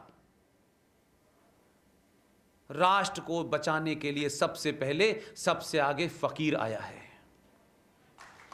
जिसके पास कुछ नहीं होता लेकिन उसकी आत्मा बल होता है, उसकी ईमानदारी का बल उसके साथ होता है, उसके कन्विक्शन और कमिटमेंट का बल उसके साथ होता है। लेकिन हमारे समाज ने आचार्य चाणक्य की कहानी सुनी, विष्णुगुप्त की कहानी सुनी, लेकिन हमारे बच्चों से कहा जाए जो जीता वो सिकंदर, लेकिन यह नहीं बताते कि जिसने सिकंदर को जीता वो कौन था, ये नहीं बताते। अगर ये बताएंगे तो पता चलेगा कि सिकंदर का भी कोई बाप था, औरंगजेब, फलाना ढिमाका, इतना पता है हमें कि बच्चे दर बच्चे हम ये भी जानते हैं, हम कमाल के लोग हैं। ताजमहल प्यार की निशानी है, कहां पे पता किया, कहां है वो प्यार, बताओ मुझे भी तो बताओ यार, मैं तो उसी जिले का हूं, उसी इलाके का हूं। ताजमहल प्यार की निशानी है, ये कब पता चला आपको? उसमें कहां से प्यार टपक रहा है ये तो बताओ। कुतुब मीनार कुतुबुद्दीन ऐबक ने बनाई है, किसी ने कहा हमने सुन लिया। अब तो डर ये लगता है कोई कहे कि ये तुम्हारे बाप है, अच्छा तुमने बताया, हमें तो पता ही नहीं था। हम उस स्तर पे आ गए हैं और लोग बताते हैं कि देखिए ताजमहल, ये कुतुब मीनार इस्लामिक आर्किटेक्चर है। रेगिस्तान में ऊंट की पीठ पे खड़े होकर के खजूर तोड़ने वाले हमको बता रहे हैं ये आर्किटेक्चर उनका है, ये आर्किटेक्चर है उनका। एक आध कुतुब मीनार सऊदी अरब में दिखाओ कहां है, कोई ताजमहल ईरान में नजर आ रहा है? ये चोर, ये लुटेरे या आपका मकान लूटते हैं और अपनी मोहर लगा के नेम प्लेट टांग देते हैं, कहते हैं हमारे अब्बा का मकान है। और इसकी जिंदा मिसाल है, आज की जनरेशन के लिए कह रहा हूं। टर्की में क्या किया? हजारों साल पुराने एक चर्च हटाया, क्रॉस को बाहर फेंका, वहां मस्जिद लिख दी। 20 साल बाद उनके बच्चे कहेंगे देखा क्या इस्लामिक आर्किटेक्चर था। यह झूठ चल रहा है। कुतुब मीनार दिल्ली में देखने जाएं, आर्कियोलॉजिकल सर्वे ऑफ इंडिया का, जो भारत सरकार की है, मोदी सरकार ने नहीं लगाई। इस पे आरोप मत लगा देना हिंदूवादी है, ये बदल देता है रात में। इसकी खासियत यह है रात में नहीं, ये दिन में बदलता है, खुल्लम खुल्ला बदलता है। ये रात में कोई काम नहीं करता है। इसने ऐलानिया, लोग गुपचुप लगे हुए थे। गुपचुप तो प्लानिंग होती है, कांड तो दिन में होता है। 370 खुल्लम खुल्ला हटाई, खुल्लम खुल्ला हटाई। इस इंतजाम के साथ उठाई कि सुप्रीम कोर्ट को भी यह समझ नहीं आ रहा कि अब इसके बारे में क्या करें। इसलिए कॉमा फुल स्टॉप कब लगाना है इसका ध्यान रखिए। उर्दू में, जो लोग उर्दू जानते हैं, उसमें एक अक्षर है जिसका रूप एक ही सा होता है। अक्षर का रूप एक होता है, उसे नुक्ता भी कहते हैं उर्दू में, और अंग्रेजी में पॉइंट कहते हैं, और हिंदी में बिंदी कहते हैं। एक अक्षर का पूरा आकार सेम होता है, उसमें नुक्ता लगा दीजिए। उसमें डॉट ऊपर लगाएंगे तो खुदा होगा, डॉट हट के नीचे लग गया तो जुदा हो जाता है। इसलिए ध्यान रखिए, कॉमा फुल स्टॉप सही जगह लगाइए। करोड़ से पहले लगाने हैं, 3 पॉइंट के बाद लगाने हैं, 5 पॉइंट के बाद लगाने हैं। आप बिजनेसमैन लोग हैं, गलत लगाएंगे तो ज्यादा पैसे चले जाएंगे। ऐलानिया उसने इंतजाम किया, 370 कैसे हटेगी बताया ही नहीं किसी को। सब लोग सुबह अच्छे अच्छे कपड़े पहन के घूम रहे थे। उसने कहा कि इंतजाम मैंने सिर्फ 2 ही लोग, उसको जानता था।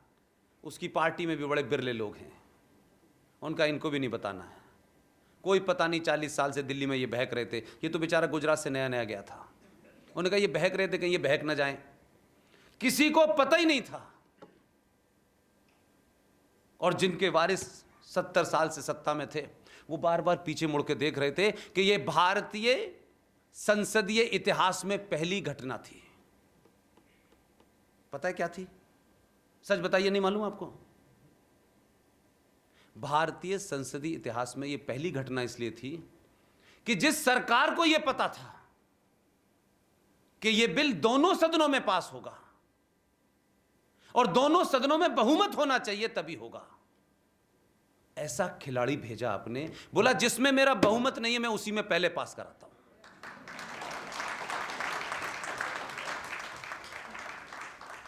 बहुत देर तक लोग सोच रहे ये हुआ क्या है। वो मुड़ मुड़ के देख रहे थे कहां गए वो लोग।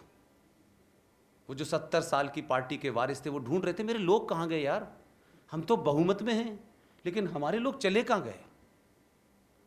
उनको 24 घंटे के बाद पता चला कि भारतीय संसदीय परंपरा के अंदर, क्योंकि हम तो जाहिल लोग हैं, ये परंपरा चल रही है ना हमारे यहाँ। क्योंकि जब तक हम इंग्लैंड जाके नाली कैसे बनाई जाती है, जब तक हम वहां जाके सीख के नहीं आएंगे तब तक यहां कैसे करेंगे। हम मोहनजोदाड़ो की सभ्यता के लोग, इंडस वैली के लोग, जिसने इतना बढ़िया निज़ाम था, वो अंग्रेज़ों से सीखने जा रहे हैं। लेकिन एक परंपरा चल रही है कि MP जाएंगे, देख के आएंगे, फिर बताएंगे। आज तक बताया नहीं। आपके आदमी ने 2 महीने पहले कहा कि ऐसा है, आप नीदरलैंड जाइए और नीदरलैंड में देखिए कि वहाँ पानी की व्यवस्था कैसे होती है। करीब 40 MPs को भेजा। बीजेपी वाले वहां उसमें कोई नहीं था। किसी ने मजाक में पूछा भी कि मोदी साहब सारे विपक्ष के लोगों को भेज रहे हैं। बोले उन्होंने कहा है सबका साथ सबका विकास। जो दूसरा वाला है वो ज्यादा शातिर है। उसने उनकी नीदरलैंड से लौटने की उस दिन की टिकट कराई जिस दिन पार्लियामेंट के अंदर बिल लाना था। उस दिन तो वहां से फ्लाइट भी नहीं चलती थी। और जब बिल रखा, बहस हुई, तो वो जो 46 साल का युवा है वो ढूंढ रहा था कहां है मेरे MP, उसे पता ही नहीं था। 2 दिन बाद इतनी सुनाई उनको, बोला अब क्या फायदा है। उसने राज्यसभा में पहली बार बिल पास कराया जहां उस सरकार का बहुमति नहीं था। वहां तो 303 आपने भेजे हैं, तो फिर बात ही क्या थी। प्लानिंग गुप्त होती है, कांड खुले में होता है। दूसरा किस्सा इसलिए सुनाता हूं कि आप अपने अंदर कोई हीन भाव न लाएं। मैंने 1 घंटे तक आपकी उस चेतना को जगाने की कोशिश की है, और आपकी चेतना जगी हुई है तभी आप यहां आए हुए हैं, नहीं आपके पास टाइम नहीं है। मैं इतना बड़ा आदमी नहीं हूं कि आप मेरी बात, आप सब लोग धनाढ़ करोड़पति लोग हैं, देश को करोड़ों का टैक्स देते हैं। मैं बहुत छोटा सा आदमी हूं। मेरी बात सुनने के लिए आप इसलिए नहीं आए हैं कि मैं आपको कुछ नई बात बताऊंगा। हम जो गलती कर रहे हैं एक समाज और राष्ट्र के रूप में, वो बताना चाहता हूं। लेकिन आपने कुछ लोगों को चुनना शुरू किया है और अभी शुरुआत हुई है, इसलिए अपने अंदर कोई कुंठा, एहसास से कमतरी मत पालिएगा। उसी शख्स ने, क्योंकि वो ये जानता था, 15 साल की जो ट्रेनिंग आप लोगों ने उसको दी थी, सर्जरी कब करनी है, सर के दर्द का इलाज कब करना है, पैर का दर्द का इलाज कब करना है, कैसे करना है, उसी को पता है। रोज जज साहब रामनवमी में छुट्टी ले लेते थे। 10 दिन के लिए कोर्ट बंद, रामनवमी की छुट्टी हो गई, दिवाली हुई, फिर जज साहब आ गए, पहली बेंच बैठी, कहते हैं भगवान राम हैं कि नहीं है, चलो इस पे चर्चा करते हैं। रामनवमी की छुट्टी किस लिए ली थी बे? वो समझ गया कि इस देश के अंदर ये जो जुडिशरी है, जो काले कोट के लोग हैं, बड़े महान हैं। सॉरी टू से, पब्लिकली में कोई अशब्द नहीं कहना चाहता, अशब्दों में भी मुझे कोई शब्द उनके लिए मिलता नहीं है।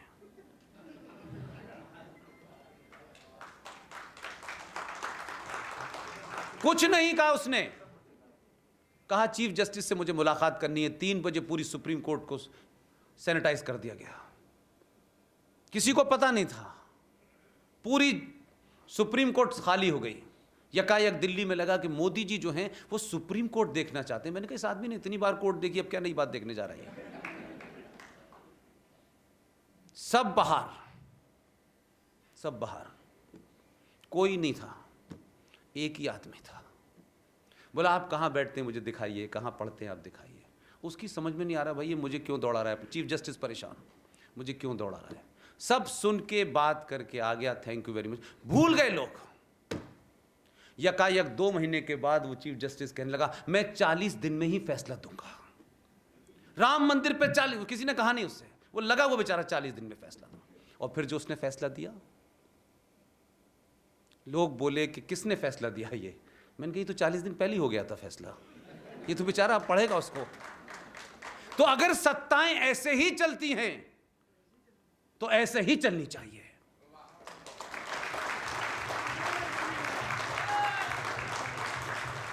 अगर इस देश की व्यवस्था यह समझती है कि वो सरकार से और संसद से ऊपर है, तो आपको अपनी लड़ाई के नियम बदलने होंगे, समाज को बदलने होंगे।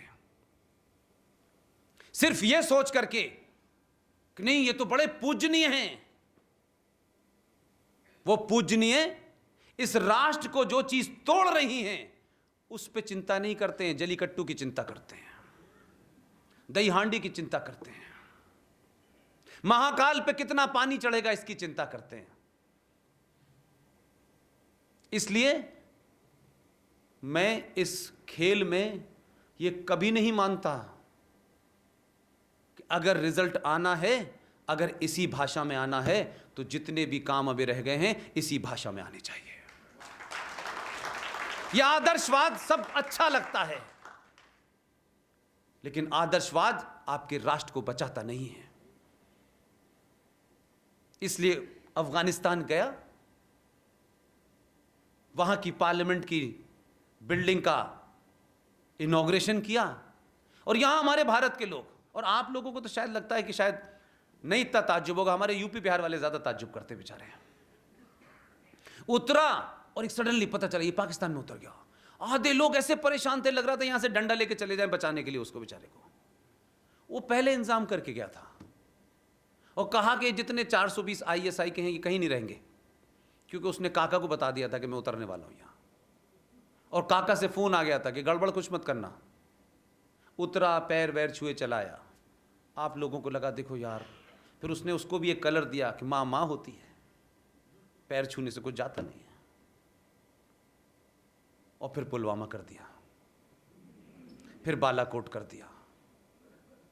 और कितना सटीक है, इसलिए मैं कह रहा हूं कि उससे उतने ही काम की उम्मीद रखें।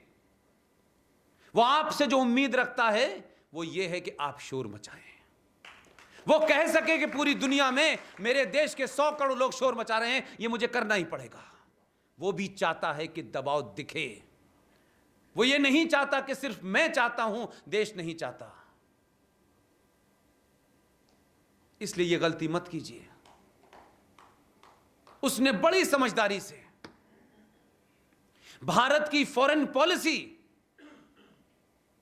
जो झूठ और मक्कारी पर रखी हुई थी, उसने उसके लिए कोई मीटिंग नहीं बुलाई, कैबिनेट का फैसला नहीं लिया, कुछ नहीं करा। उसने एक बम उठाया और बालाकोट में डाल दिया। जो बालाकोट में बम गिरा तो लोगों ने कहा, अरे ये तो डोजियर भेजता था, इसने डोज दे दी। तो डोजियर नहीं दिया उसे। और एक ही घटना ने, आप इसको किस तरह देखते हैं और मैं किस तरह देखता हूं। आपको लगा बालाकोट के अंदर बम गिरा दिया, कबूतर मर गया, चिड़िया मर गई, 50 आतंकवादी मर गए, ये मेरे लिए महत्व है ही नहीं। I am not interested. मैं कह रहा हूं कुछ भी नहीं मरा। जिस देश की फॉरेन पॉलिसी का वाक्य था कि हम हमला नहीं करेंगे, हम इतने आदर्शवादी लोग थे कि दूसरा हम पे हमला कर देगा, हम जिंदा बचे तो हमला करेंगे, वैसे तो जिंदा बचेंगे नहीं। ये आदर्श वाक्य है ना कि देखिए हम कैसे महान लोग हैं, हम हमला बलना नहीं करते, हम पे हमला करो पहले, उसके बाद बताएंगे। पता नहीं बताने लायक रहेंगे भी नहीं रहेंगे, लेकिन बताएंगे। एक घटना ने भारत की फॉरेन पॉलिसी बदल दी, और भारत का राष्ट्रीय खेल जिसे आप हॉकी कहते हैं, हॉकी के खेल का एक ही वाक्य मैंने लंबे समय तक खेली है, attack is the best defence.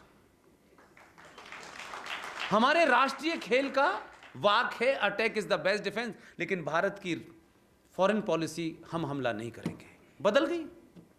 अब वो मुल्क ये नहीं समझ पा रहा है कि अब हम क्या करें। इसलिए धीरे धीरे धीरे धीरे एक ऐसे साहब थे, इसलिए कि आपकी सोच बनी क्यों ऐसी। एक साहब थे, प्रधानमंत्री के घर में पैदा हो गए, बाहर चले गए, हवाई जहाज उड़ाने लगे। मेरे दौर की बात है, मैं मीडिया में था, उस दौर की बात है, ऐसा नहीं है कि मैं उनके बाद मीडिया में, तो 88 में मीडिया में आ गया था। मुझे आज तक नहीं पता चला, मैंने कई बार पूछा। मैं इन दो घटनाओं को बार बार कहता हूं, मुझे इस बात का यकीन हो चुका है कि मैं गुजरात में जितना बोलता हूं जल्दी कान में पहुंचता है उसके।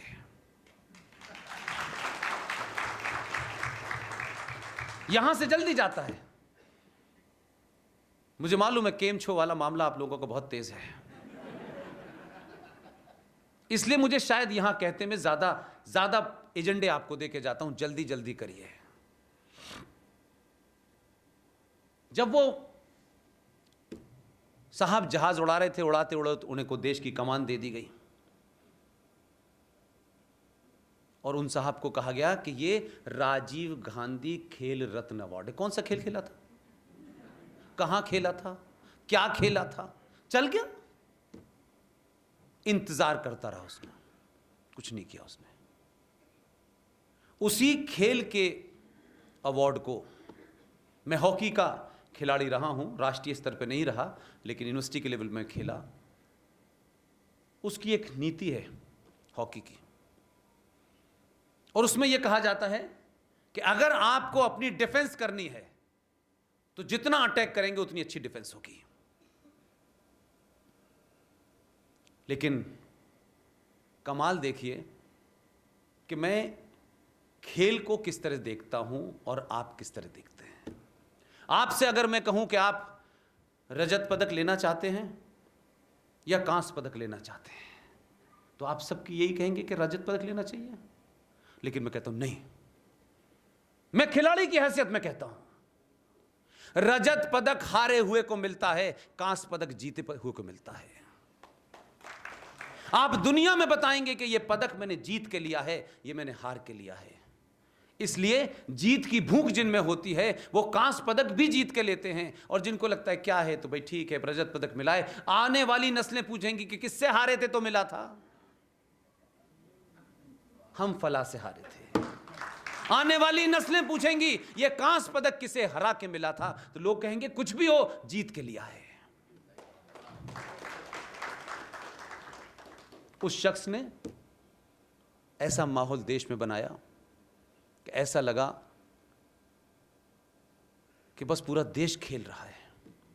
और सही टाइम पे 41 साल बाद भारत को हॉकी में कांस्य पदक मिला।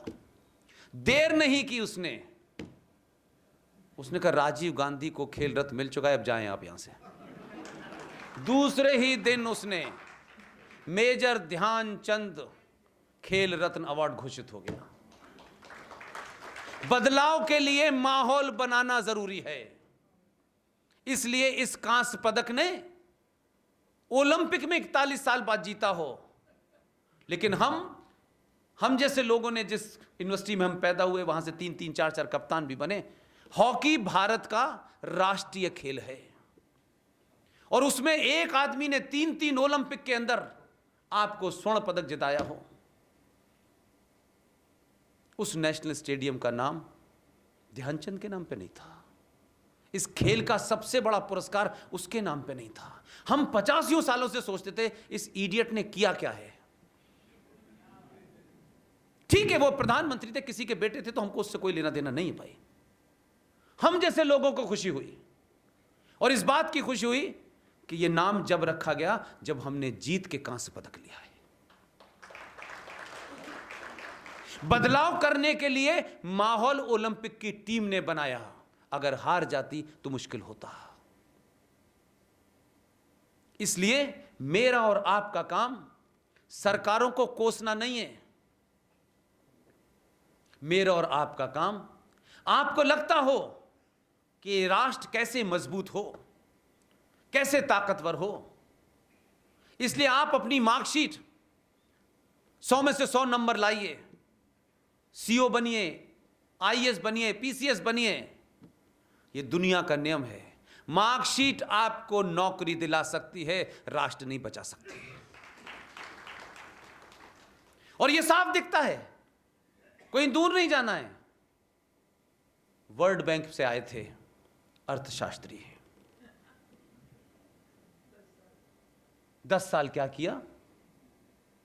प्रॉक्सी प्रधानमंत्री एक 10 जनपद में बैठी हुई थी। उसने ऐसे ऐसे कानून, ऐसे ऐसे नियम पास किए जो आपको नहीं पता, जिसको सुनता हूं समझता हूं तो बहुत तकलीफ होती है, और फिर भी कोई बोलता नहीं है। राष्ट्र बचाने में आप जितने लोगों की भूमिका देखें, लाल बहादुर शास्त्री के पास विदेश ताशकंद जा रहे थे तो गर्म कपड़ा कोट पहनने के लिए नहीं था, इतने गरीब थे। लेकिन उनकी विल, उनकी ताकत ने पाकिस्तान को नाकों चने चबा दिए थे। उस गरीब आदमी के ऊपर किसी ने ध्यान नहीं दिया। उसकी एक अपील ने पूरे देश ने एक हफ्ते में एक दिन व्रत रखा, क्योंकि फौजों के लिए खाना कम पड़ रहा था। कोई बहुत डिग्री वाले आदमी नहीं थे वो।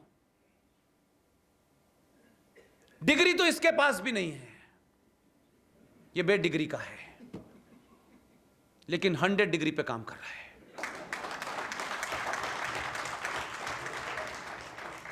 कोई मौका नहीं छोड़ता, कोई मौका नहीं छोड़ता। वो सुबह से शाम तक एक भेड़ चाल चलते रहते। वो दिन भर की ढूंढ के लाते हैं, वो शाम में एक बोलता है, खत्म हो जाती कहानी। इसलिए राष्ट्र को बचाने में अब तक का इतिहास ये कहता है कि दूध बेचने वाला, चाय बेचने वाला ही बचा पाता है, डिग्री वाले नहीं बचा पाते, क्योंकि उन्हें अपनी जिंदगी भर नौकरी बचाने की चिंता होती है, उसे राष्ट्र बचाने की चिंता होती है। दोनों में यही फर्क है। मैं आपके शहर में आपसे एक अपील करने के लिए आया हूं, और अपील में कोई मैं बहुत आपको घुमा फिरा के नहीं कहना चाहता, साफ शब्दों में कहना चाहता हूं। ताकि आप ये न कहें कि पुष्पेंद्र साहब उर्दू में कुछ कह रहे थे। और आप जब किसी से कहेंगे हाँ वो उर्दू बोलते तो बहुत हैं, हो सकता है आपकी समझ में ना आए। और जिस भाषा को नहीं जानते, जिस चीज के मतलब नहीं जानते, बिना जाने ताली मत बजाइएगा। ये जो हमारे अंदर एक कॉम्प्लेक्स है, उर्दू कोई बोल दे, ओफो क्या इंटेलेक्चुअल है यार, क्या उर्दू है यार, पता कुछ नहीं है, लेकिन एक कॉम्प्लेक्स है। और इस कॉम्प्लेक्स के कारण जो शख्स आपको खड़े होकर के आपके पूर्वजों को गाली दे रहा है, आपको गाली दे रहा है, आने वाली नस्लों को गाली दे रहा है, आप करें वाह वाह क्या शेर है साहब, क्या शेर है, वाह वाह वाह। लगे हुए हैं। वो तो अलग बात है कि वो बेचारा चला गया, इंदौर का था, बहुत खूबसूरत आदमी, चला गया। 20 साल तक आपको आपके मुंह पे गाली देता रहा, लेकिन आपको आदत पड़ गई है। जो जबान हमें नहीं आती, हम उसके भी एक्सपर्ट हैं। अमीर खुसरो की गजल सुनी आपने, हम इसे भी बहुत गाते हैं। ना अमीर का पता ना खुसरो का पता। छाप तिलक सब छीनो तो उसे नैना मिला के, क्या वाह वाह वाह वाह। क्या मतलब है इसके, क्या मतलब है भाई इसके बताइए। और गा रहे हम, और वो सुना, वो आपके मुंह पे आपको बता रहे हैं, अबे मूर्खों, हमने तुमसे नैना मिला के तुम्हारा तिलक भी छूना, तुम्हारी छाप भी छीन ली और तुम्हें कन्वर्ट कर दिया। तो साफ कह रहा है, इसका यही मतलब है अमीर खुसरो की गजल का। मैं कुछ उसमें टेम्परिंग नहीं कर रहा, लेकिन हम सुनते हैं क्या अमीर खुसरो की गजल, क्या बात है, क्या बात है साहब। आपने कभी कहा कि हमने तो उससे नैना मिला के तेरी दाढ़ी भी छीनी और पजामा भी छीना और कुर्ता भी छीना, कभी कहा? आपको पता ही नहीं। इसी तरीके से वो राहत इंदौरी चले गए, अल्लाह को प्यारे हो गए। वो रोज कहता था आपसे कि जो साहिबे मसनद हैं ये किराएदार हैं, मकान मालिक नहीं है। ओहो हो, हिंदू समाज तो ऐसे ताली बजाता था, लगता था कि फिराक गोरखपुरी यहीं पैदा हुए हैं सारे। उसका मतलब जानते हैं क्या था? 50 बार मुझे बताना पड़ा। कहता भाई मेरे, मुझे अंग्रेजी नहीं आती, I am not very competent in English, Urdu में बात करें मुझसे। मौलवी करे, हाजी करे उर्दू में बात, वो मेरी मादरी ज़बान है। मुझे प्राउड होना चाहिए अगर मुझे कोई लैंग्वेज आती है तो। और उर्दू जानने से आप मुसलमान नहीं हो जाते, क्योंकि मुसलमानों का उर्दू से कोई लेना देना नहीं है। यह गलतफहमी है आपको कि उर्दू मुसलमानों की ज़बान है।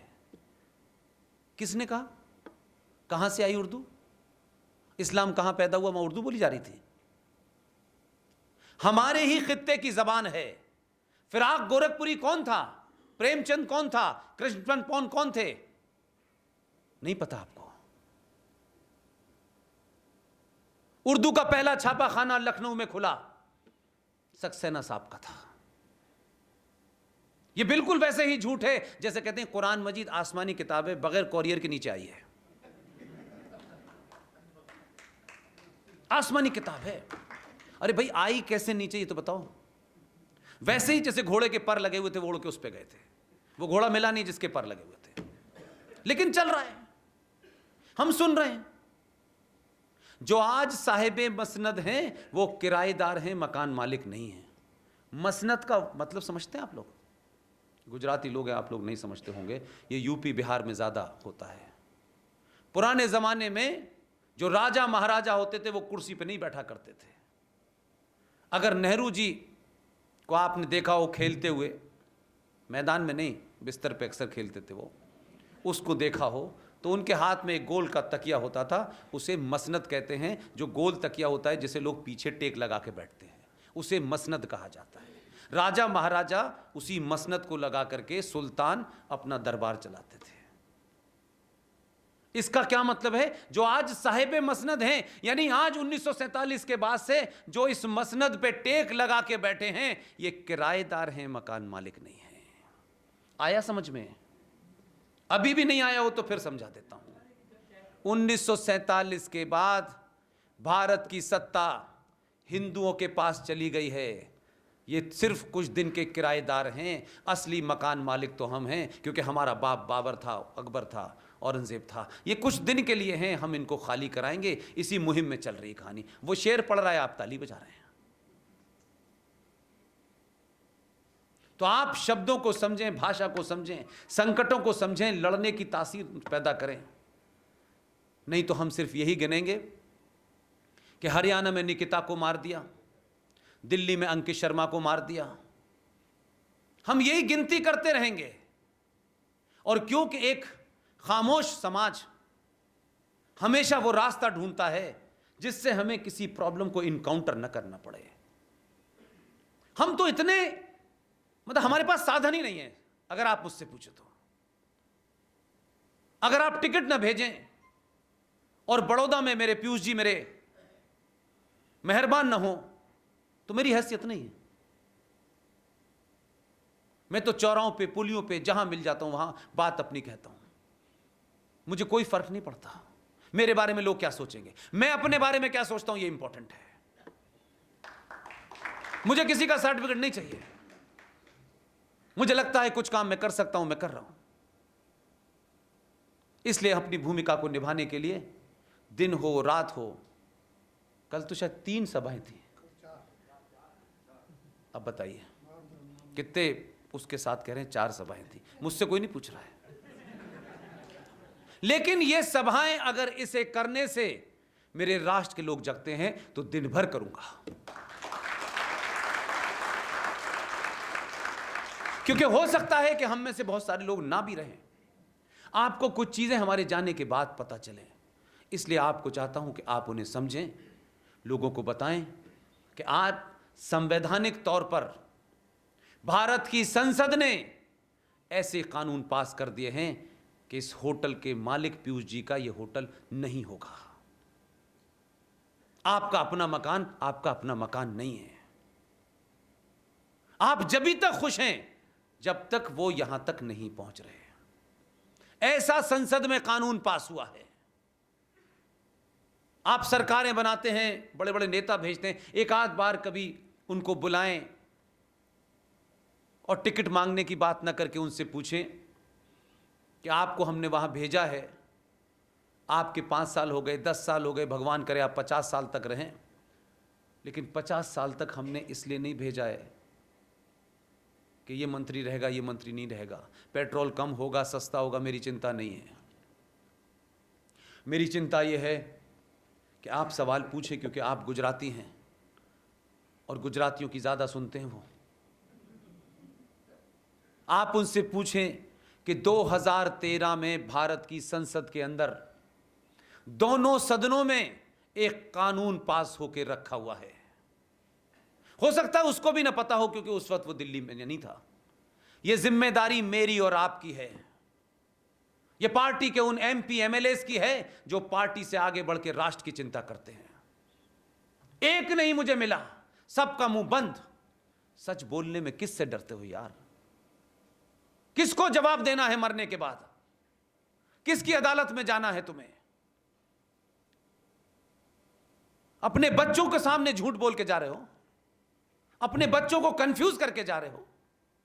उनके सामने जो तुमने चुनौतियां खड़ी की उसका भी बोध नहीं कराना चाहते। उस बच्चे को बड़ा सिक्योर मकान, 50 गार्ड, 20 गाड़ियां, करोड़ों का बैंक बैलेंस, एक नहीं बचने वाला। आपके सामने की घटना है जम्मू कश्मीर में 2500 कश्मीरी हिंदू पंडितों को जब मारा गया था, उनके भी 100-100 बीघा में सेब के खेत थे। बड़े ज्ञानी थे, बड़े बड़े लर्नड लोग थे। कश्यप ऋषि के वंशजों को 7वीं बार उनके साथ यह हुआ।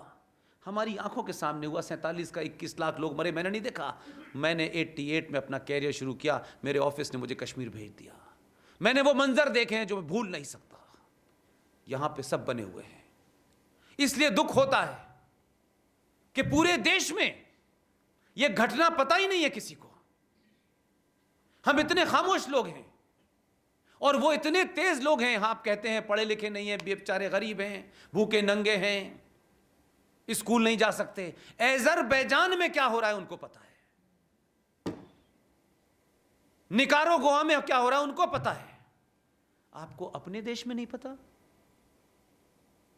इसका मतलब है हम एक राष्ट्र के रूप में सिर्फ भीड़ हैं। हमें अपने होने का कोई गर्व नहीं है।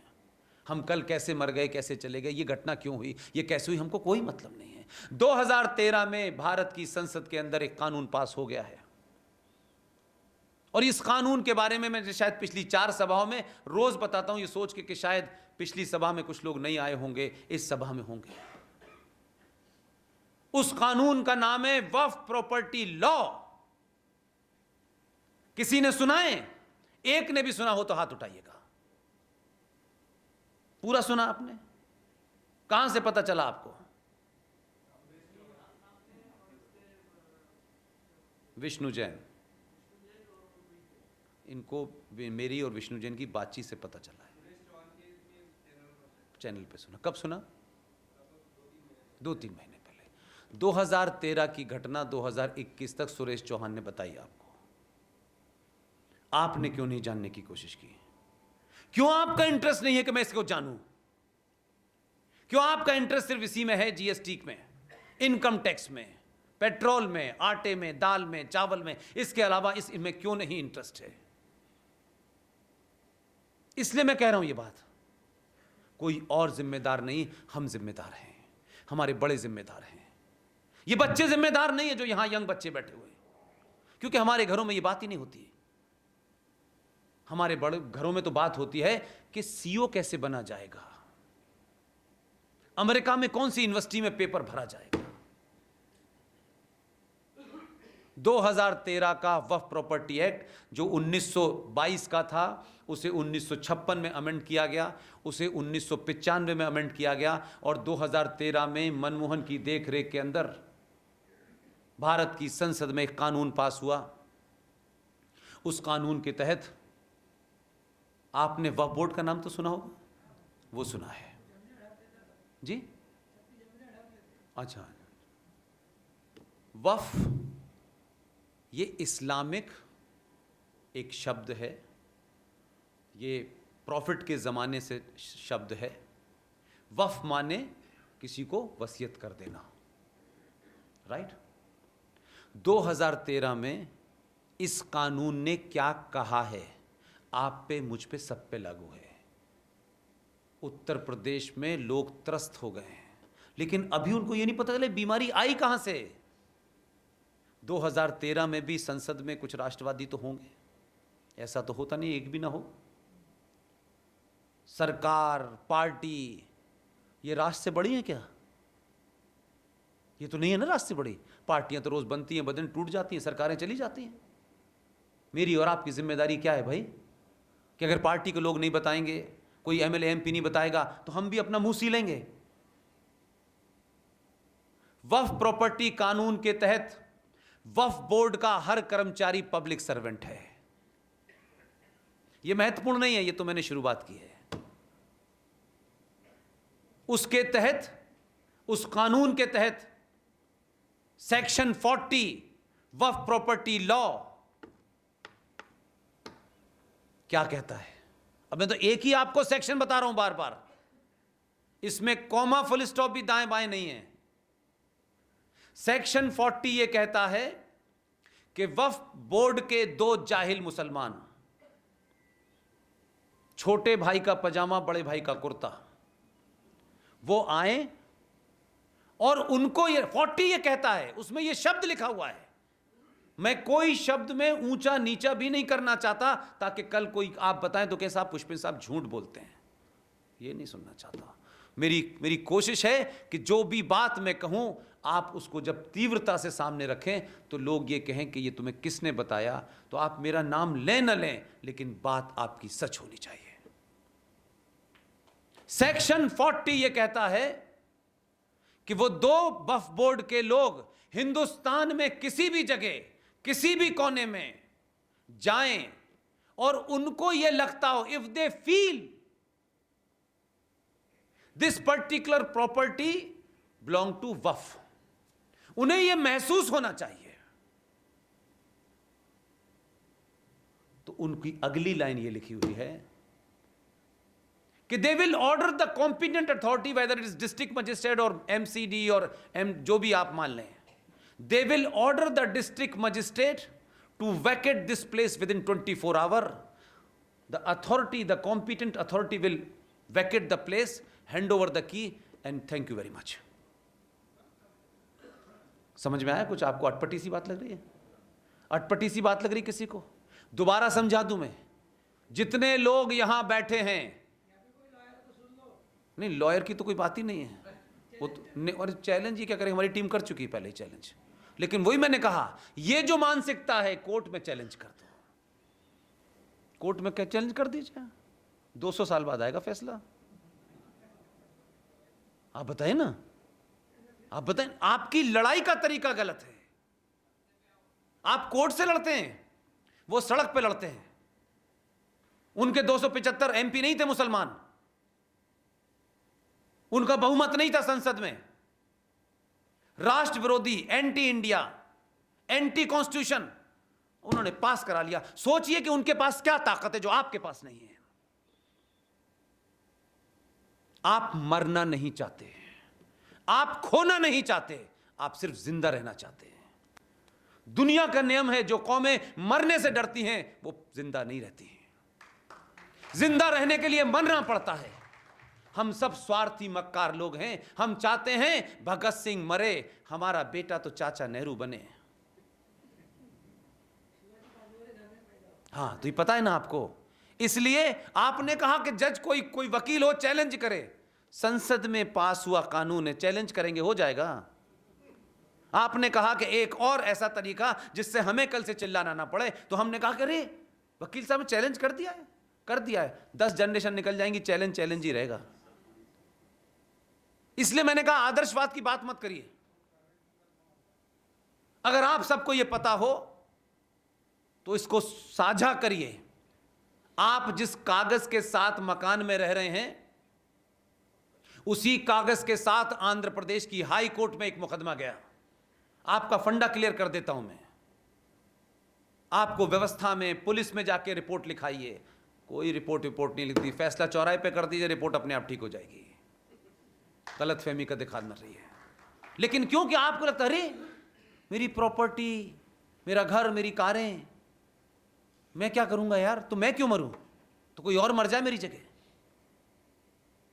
आंध्र प्रदेश हाई कोर्ट ने ऐसे ही एक मुकदमे की सुनवाई की, और जब वो गए तो आंध्र प्रदेश ने अपने उस कोर्ट में फैसला नहीं दिया और ये कहा कि as per the law of Waqf property board 2013, उसमें लिखा हुआ है कि अगर आपको प्रॉपर्टी से बेदखल कर दिया जाए उन 2 मूर्खों के कहने पे, तो आपको हाई कोर्ट नहीं इंटरटेन करेगा। वो उसने कहा go to the Waqf board, उनके ट्राइब्यूनल में आप जाए। यानी जो आपके कातिल हैं वही आपके मुंसिफ हैं। एक का मकान, एक की प्रॉपर्टी, जब चाहें जब करेंगे वो। और ये सिलसिला बहुत तेजी से शुरू हो चुका है। 95 से लेकर के 2021 के बीच में आप जरा निगाह घुमा के देख लीजिएगा। उनको इस बात का भी अधिकार है, क्योंकि उनको नहीं प्रूफ करना, उनको नहीं प्रूफ, उनको अल्लाह से रोशनी आती है। वो कहते हैं ये वह प्रॉपर्टी हमारी है, खत्म हो गई बात। आप देखें कि सरकारी जमीनों पर, सड़कों के किनारे, हाईवे पे, हाईवे के नीचे, ऊपर, हर जगह कोई पीर बाबा पैदा हो जाता है। ये चप्पल वाला बाबा है, ये जूते वाला बाबा है, कौन कौन से बाबा पे, और फौरन एक हरे रंग का कपड़ा डाल देते हैं और वहां झुंझुना बजने लगता है। फिर कुछ दिन के बाद में कहते हैं साहब यहां तो उर्स होगा, यहां तो जूते वाला बाबा पैदा हुआ था।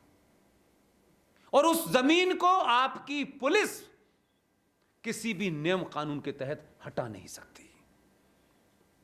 दिल्ली के अंदर जो एक एरिया है, जो एनवायरनमेंट की जमीन है, जहां आप कह सकते हैं कि एक जंगल है, उसके बीच में जाकर के 15 कब्रें रातों रात बना दी, सिर्फ चद्दर रख दिया। अब कोई छूना, वहां लोग टहलने जाते हैं 90% हिंदू, लेकिन पुलिस को नहीं बताते कि देखो ये तो कल रात यहां बना। उस इलाके में जो प्रोहिबिटेड जोन है, उसमें कुछ हो ही नहीं सकता कंस्ट्रक्शन, वहां बन गई।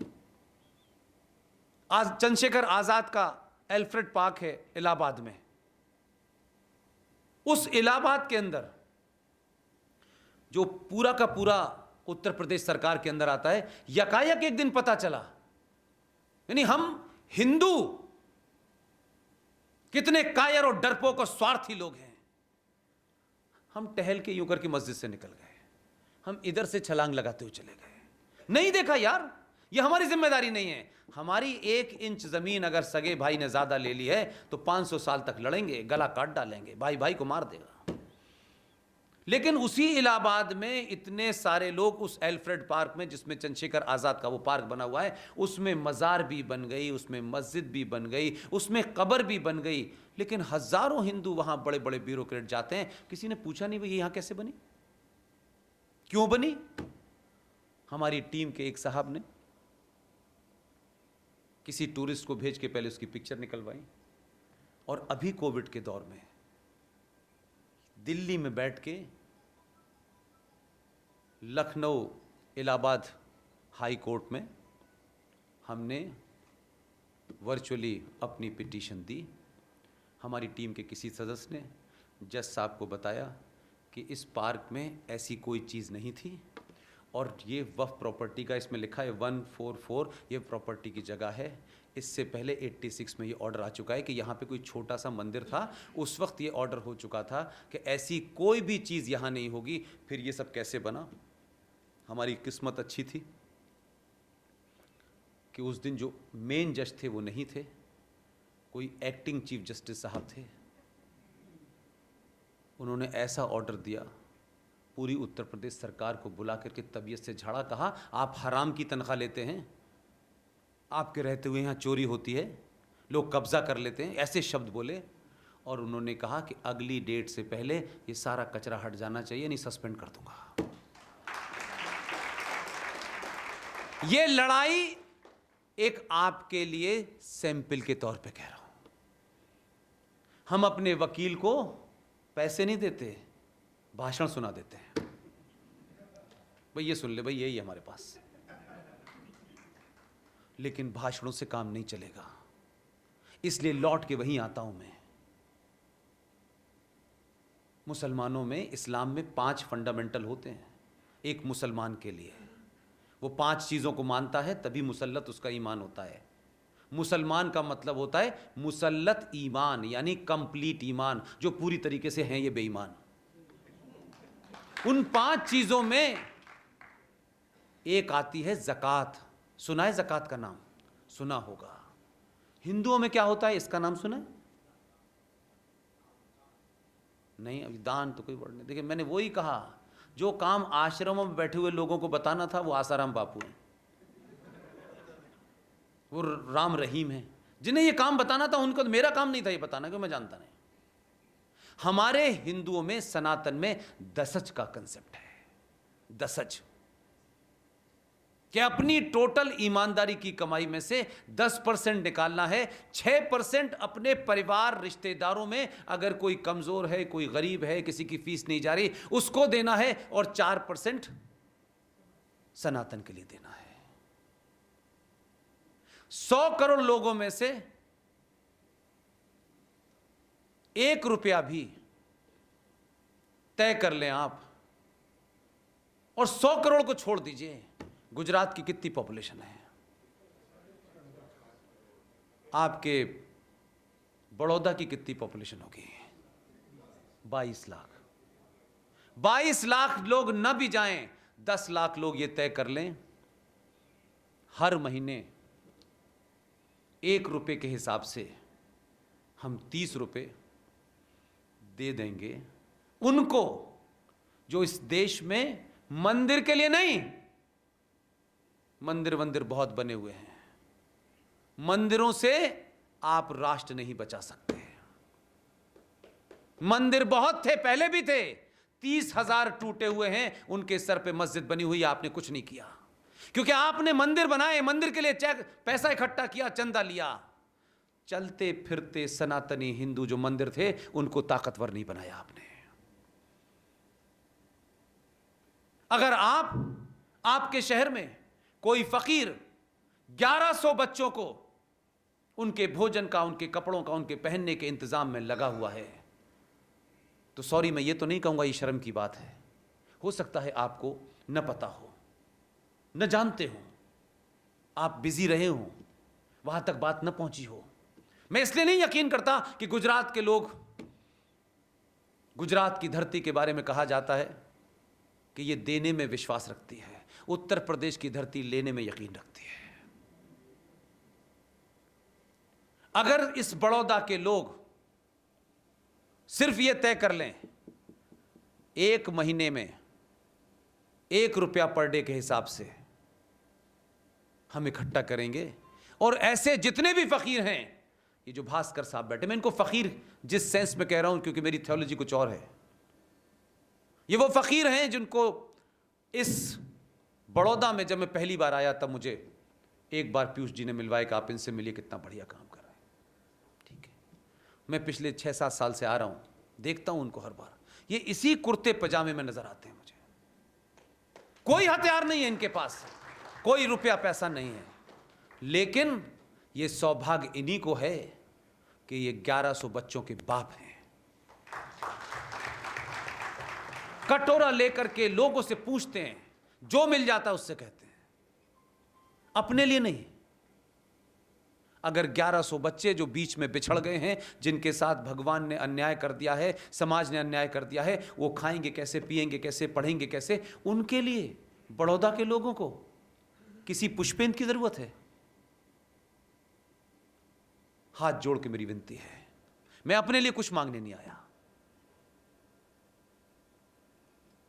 भास्कर साहब का ध्यान रखें और कोशिश करें कि इनको देख करके और इस समाज को देख करके इनके बाद भी हजारों भास्कर पैदा हो।